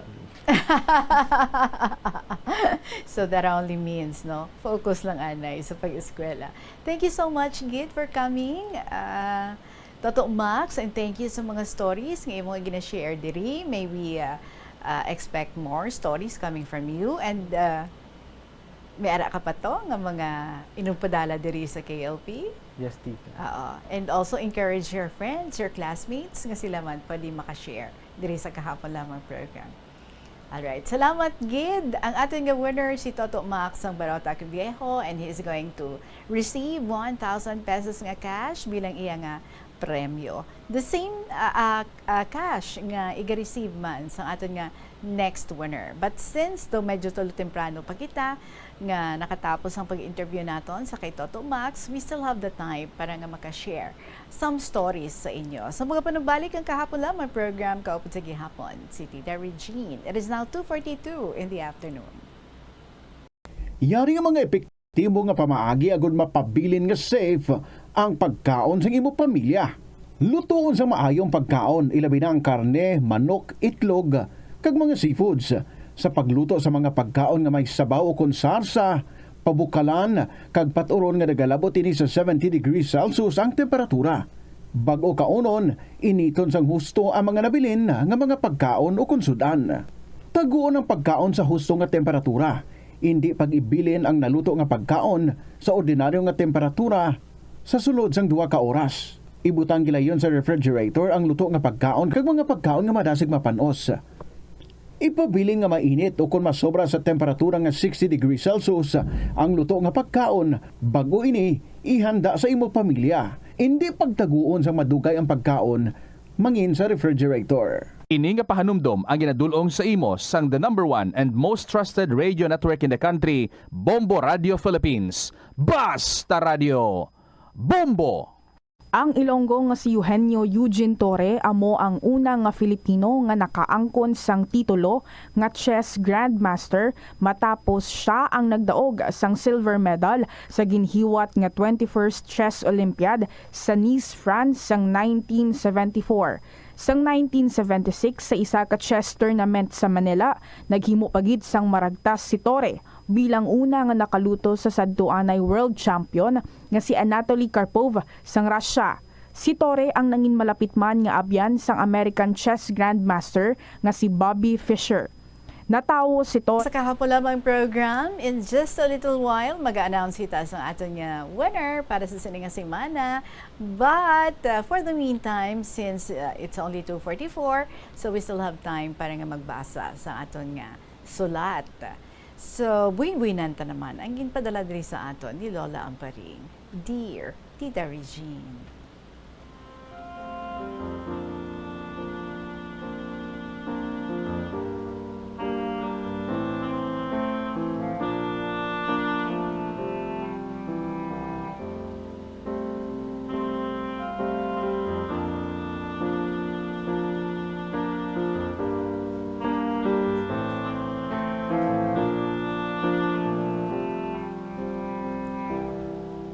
Good afternoon sa inyo tanan, Tita Regine. Ang luyag ko i-share sa sininga hapon ay natuhoy sa isa ko ka-admirers na itong teenager pa lang ako. Balan mo tita, mga pulo ni sila, ka mga admirers ko. Wow. Ako niya, labot pulo ako. Joke. Anyway, hindi man ako matakom, hindi man malaway, kundi nga katamtaman lang. Sadto bala, laba-laba akong buhok, labot sa akong buli, kagula agad ako yan nagagamit sang pulbos o makeup or lipstick. Wow, natural ang beauty ni Lola Amparing, sang dalaga pa. So, Tita Regine, sa napulo nga mga admirers ko sadto, may isa sa ila, nga hindi ko gid malipatan, hasta subong.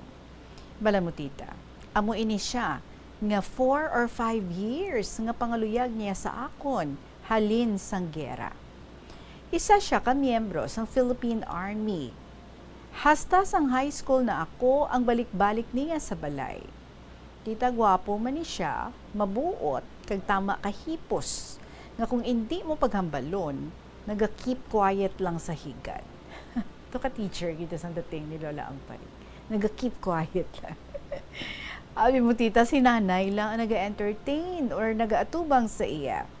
Bisan wala ko siya ginasapak o ginaatubang, pero sige manggihapon ang balik niya. Kay gusto man ni nanay, kay ti kumpare niya, ang iya nga, or kumare niya, ang iya nga auntie nga balo, nga wala sang anak. So muna, gusto gid nila ako, kay tagaan ko no kami sang lupa, nga palayan, kag salakyan, kay may kaya man. Tita, tungod nga bata pa ako, wala naganobyo-nobyo, kundi pag-ibig o love lang sa tingin. Ang isip ko sadto, nga makatapos magtuon, makamaestra, kag makabulig kay nanay, kay wala na ang amon tatay. Napatay siya, 42 years old lang, kag amo man ang pagbakwit namon sa baryo, kay naglanding na ang mga Hapon. Tita, tama gid ang luyag niya sa akon. Ibisan ginahaboy ko sang bato o kahoy, bago pang haboy ka gidyo galila. Ginabuyayaw, ala. Pero tuloy-tuloy pa rin ang pamasyar niya. Sanggera gani, permi siya nag-aawol or absent without leave. Absence without leave. Kag ginapinahan sa official niya. Kag hindi makagwa sa bukid ang headquarters nila. So saling niya, bisan hindi ako nagasapak o nagabugno sa iya, okay lang. Basta makita lang kuno ako, mabulong ang iya balatyagon. Ha! So, Tita Regine, nadumduman ko nga sanggera, sinunog sa mga Hapon ang tanan nga mga balay. Sa ngulihi, nagpabuhat si nanay isang kamalig. One-room house lang. Kung mag-ilis kami, ginahalayan lang namon sang habol or kortina bala para hindi kami makita kung mag-ilis. Ang atop, laya nga cogon grass, kagkawayan ang salong. Ama ka ng dingding. Sa pamahaw namon, root crops lang. Kag talagsalang kami makakaon sang kanon nga ang sudan tol-tol o kun bilog nga asin. Sa ngulihi, nakatuon ako pangani sang palay, nga gunting lang ang ginagamit ko. Pero sa ngulihi, kabalo na ako magamit sang kayog. Titay, balik naton sa army nga nagapangaluyag sa akon. Kung magabihan siya, sa papag nga kawayan o mga siya lang siya nagatulog. Isa ka bes, nagahigda ako, tapos panyapon, naglagpok ang akong dahi. Dahi is agtang, no? Gali, kag ginalukan ako, kag gulpi ako nagbangon, kag magsagad hibi, kag nangakigad ako ya, kay ti stolen kiss ato. Sagad ako hibi, kag siling sa mga officials niya nga, amparing, kuha ka sang habon, kag magpanghiram-os, kag pahidan dayon, kay makuha ang halok sa dahi mo. Pero sige man gihapon ang akon hibi, kag ginakigan sang apat ka officers niya, ang akon admirer, nga nagahampang sang madyong sadto. Nagkinadlaw sila, kay tuloy-tuloy ang akon ni hibi. Tita, hipos lang gid, ang nagapangaluyag sa akon. Nagayuhom-yuhom lang sa iya officials. Tita Regine, pagkatapos ng World War II, nagpauli na kami sa balay sa Banwa. Abi mo, tita, sige man gyapon ang balik-balik kag pamasyar niya sa balay, hasta mag-high school na ako.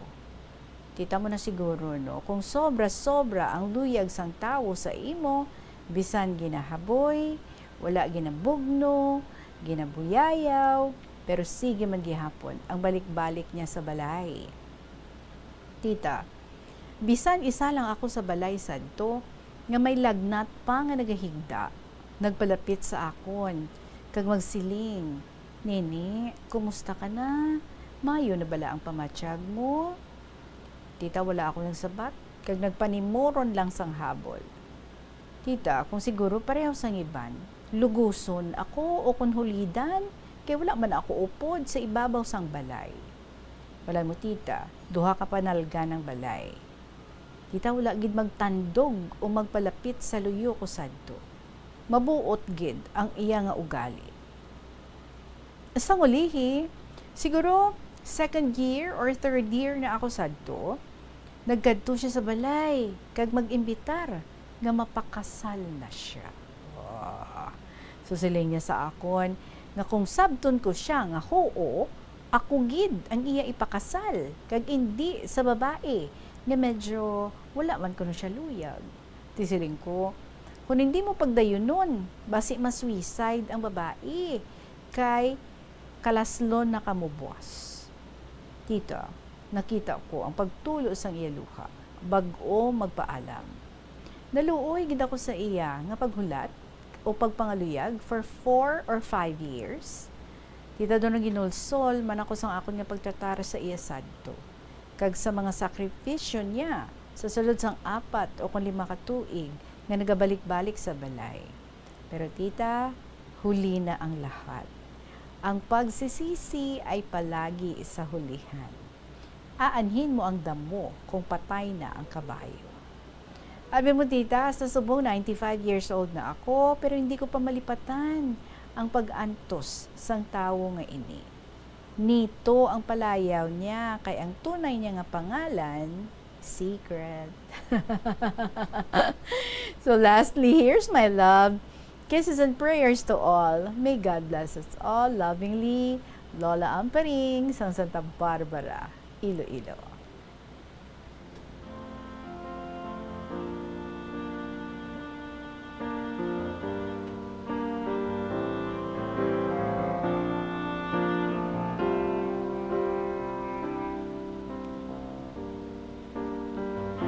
Well, actually, ari diri ang real name, no? Pero I chose nga hindi na lang paglawagon. Amo na lang to ang nito.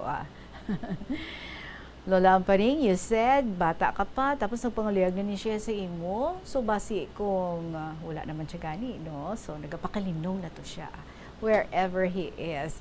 So, in short, sang nabalaan mo nga manugpakasal na siya, to dito mo man na-realize, ay, daw may pitik mingaw ka man gali, pero sayang. Di nanugunan ka man, no? Pero tinagpangibabaw ang imo nga mga handom sa imo nga kabuhi. Ti siguro mo gid na, you're not meant to be. Kay ti wala mo gid siya gintagaan sang tsansa. Although for the last time, ha? Hoo o kun hindi. Tinang hindi ka magyapon kay kun hoo ba willing siya nga talikdan to babae ito nga inog kapakasal kalaslo na sila pagka next day na isang hoo mo lang. Wow, tani gin bayaan niya gid ang ato nga babae, pero kay way ka naghuo nang hindi ka sa gihapon di wala, tapos later on do nagsisisi ka rin. Pero sige lang, amo ginayan siguro, no? Kung hindi ukol, hindi bumukol, tapos ikaw ya para gid sa imong husband. Kaya si Lola Amparing, nakapamana man ni siya. So atong sinito, nakapangasawa man sang iban. Not meant to be. Walang forever sa ila. 5 minutos makalipas ng takna nga alas 2 sa hapon. Thank you so much sa imo, Lola Amparing. Sa pagpanumbalik sa sininga palatuntunan kahapon lamang program, mag-a-announce ako sa ating nga winner para sa sininga simana nga magadaog man sang 1,000 pesos nga cash. Magabalik kita pagkatapos lang sa pila ka mga importante nga mga pahibalo. Yari ang mga household level fire safety measures nga dapat tandaan agud makalikaw sa sunog sa balay. Hindi magbutang o kung magtipon sang flammable substance o kung chemical nga makatugas ang sunog sa kusina o kung sa sulod sang balay. Ipalayo man sa mga kabataan ang pospro kag lighters. Patya ang kalayo kag baga matapos ang pagluto sa kusina. Siguraduhon nga wala nagasungaw kag pirmi limpyuhan ang mga kerosene kag gas stoves. Tandaan, ang paglikaw sa sunog sa sulod sa balay, responsibilidad sang bilog nga pamilya. Paano bala mahibaloan ang isa ka impormasyon nga nagapatalang o kung sala? Una, i-check gid ang source kung sa diin inihalin. Kung ang impormasyon halin sa reputable news outlet, makit-an ini sa ilang website.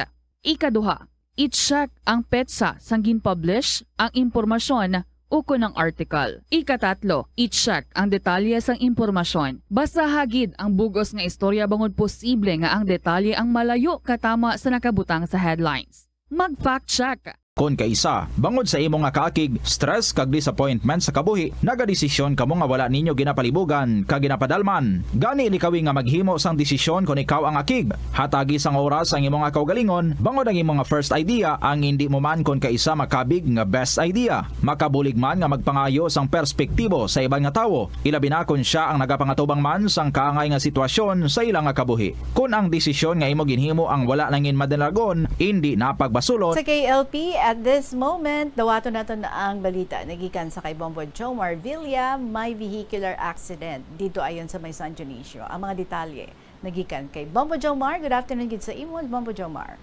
Yes, good afternoon Tita Regina. Again, confirmado rin karon sa hepe sa San Dionisio Municipal Police Station, Police Captain Edward Villanes nga isa ang patay sa nagluntad nga aksidente sa may area karon sang Barangay Tamangi, Banwa sa San Dionisio, Iloilo. Involved rin ang isa ka canter truck nga may karga rin construction materials, to be specific, mga kabilya, Tita Regina. So nagagawa din sa investigation sa otoridad nga samtang nag-travel ining nasambit karon nga truck nga may karga nga mga construction na materials na wadaan sa control ining driver kag dumiretso sa may talamnanan. Kung sa diin, sa masubo nga palad kay ang ining pahinante nga ginkilala kay alias Arben ara sa likod sa kahabla sang truck Tita Reds kay do na ginutan sa kuno. So dito siya nagsakay. So unfortunately pag luntad sining aksidente ang salakyan kumaya ang guma sa salakyan aragit sa babaw. So ang tawo sa idalob na pilpilan. Actually may picture dire na nga ang sitwasyon nga dugin buligan tok mapumuloyo nga makuha tong kabilya nga nagpilpil saya sining lawas kagagin dali sa may hospital pero gin na declared ini siya nga dead on arrival. Ang driver ara subong sa may bahin sa San Dionisio Municipal Police Station hindi pagid makuhaan sa dugang sinikaron nga mga data sa pulis kay doon na shock ini siya doon na kibot blast sa natabo. So mo man bisan ang pulis doon di pagid maka makahambal kung ano gid ang rason o kung gid naan sa pagka-aksidente sa sining nasabit karon nga truck katingin bawian gid sang kabuhi ining isa diri karon ka pahinante Tita Regine. So no, sa mga nakakita, Mamo Jomar. Go ahead. Damo ang mga materials nga ilang bit-bit. Tapos ano siya natuslok sa mga kabilya o kung natampukan lang gid siya? Ang initial din natampukan lang gid siya kay nagbaliskad. Okay. Tita Regine. Ang sa kadabuon hindi man gid tamak namo kay do may deliveran kuno sila nga nag-order sa construction supply amo to nga nagdulong sila. Pero kung sa sulod sabi sa may tubang may tendency nga why to siya abi matamaan kay ang driver ganin duay man sa pilas. Oo. Ato subong stupad ni Captain Villanes ginistorya to subong Tita Reds pero suno kay Captain Villanes ginensindi pa nilang sitwasyon kay sa driver do di pa siya makahambal gid kag discord matagaan sa tempo masaysay bla kun ano gid ang tulit nga natabo kun nga ana luntad ining nasambit karon nga aksidente hindi man kuno dasig.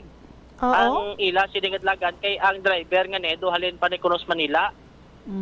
Tapos dugay naman sa tuga drive sa Manila kag dodre siya abi nagsaylo kag eksperyensyado naman.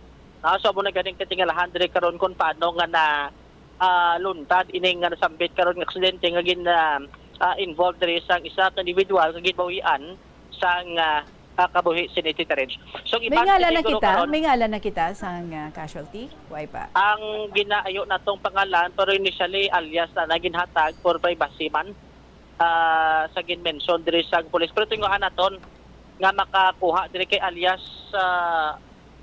Arben, alias Arben amo ning pahinante kag ang driver amo ning si alias Boy, ang initial diri anay nga ginhatag sang police Tita Regine. So iban siya plastat daton ang dugang sini karon nga mga detalye kad the same time kun ano gid man ang rason diri karon sa sini nga driver kon nga nagluntad iting nasambit karon nga aksidente. Alright. Update, ini si Bombo Jomar Villa para sa number 1 most trusted radio network in the country, Bombo Radio Philippines. Basta Radio, Bombo! Maraming salamat sa imong update, Bombo Jomar Villa. A minute after 3 o'clock, mga kabombo, salamat gid sa tanan naton nga mga letter senders. Thank you sa mga istorya nga inyo ginapalabot, gina-share gid diri sa kahapon lamang program. Sa iban man dira nga may ara man nga mga luyag nga ipalabot diri nga istorya, feel free gid ha, anytime.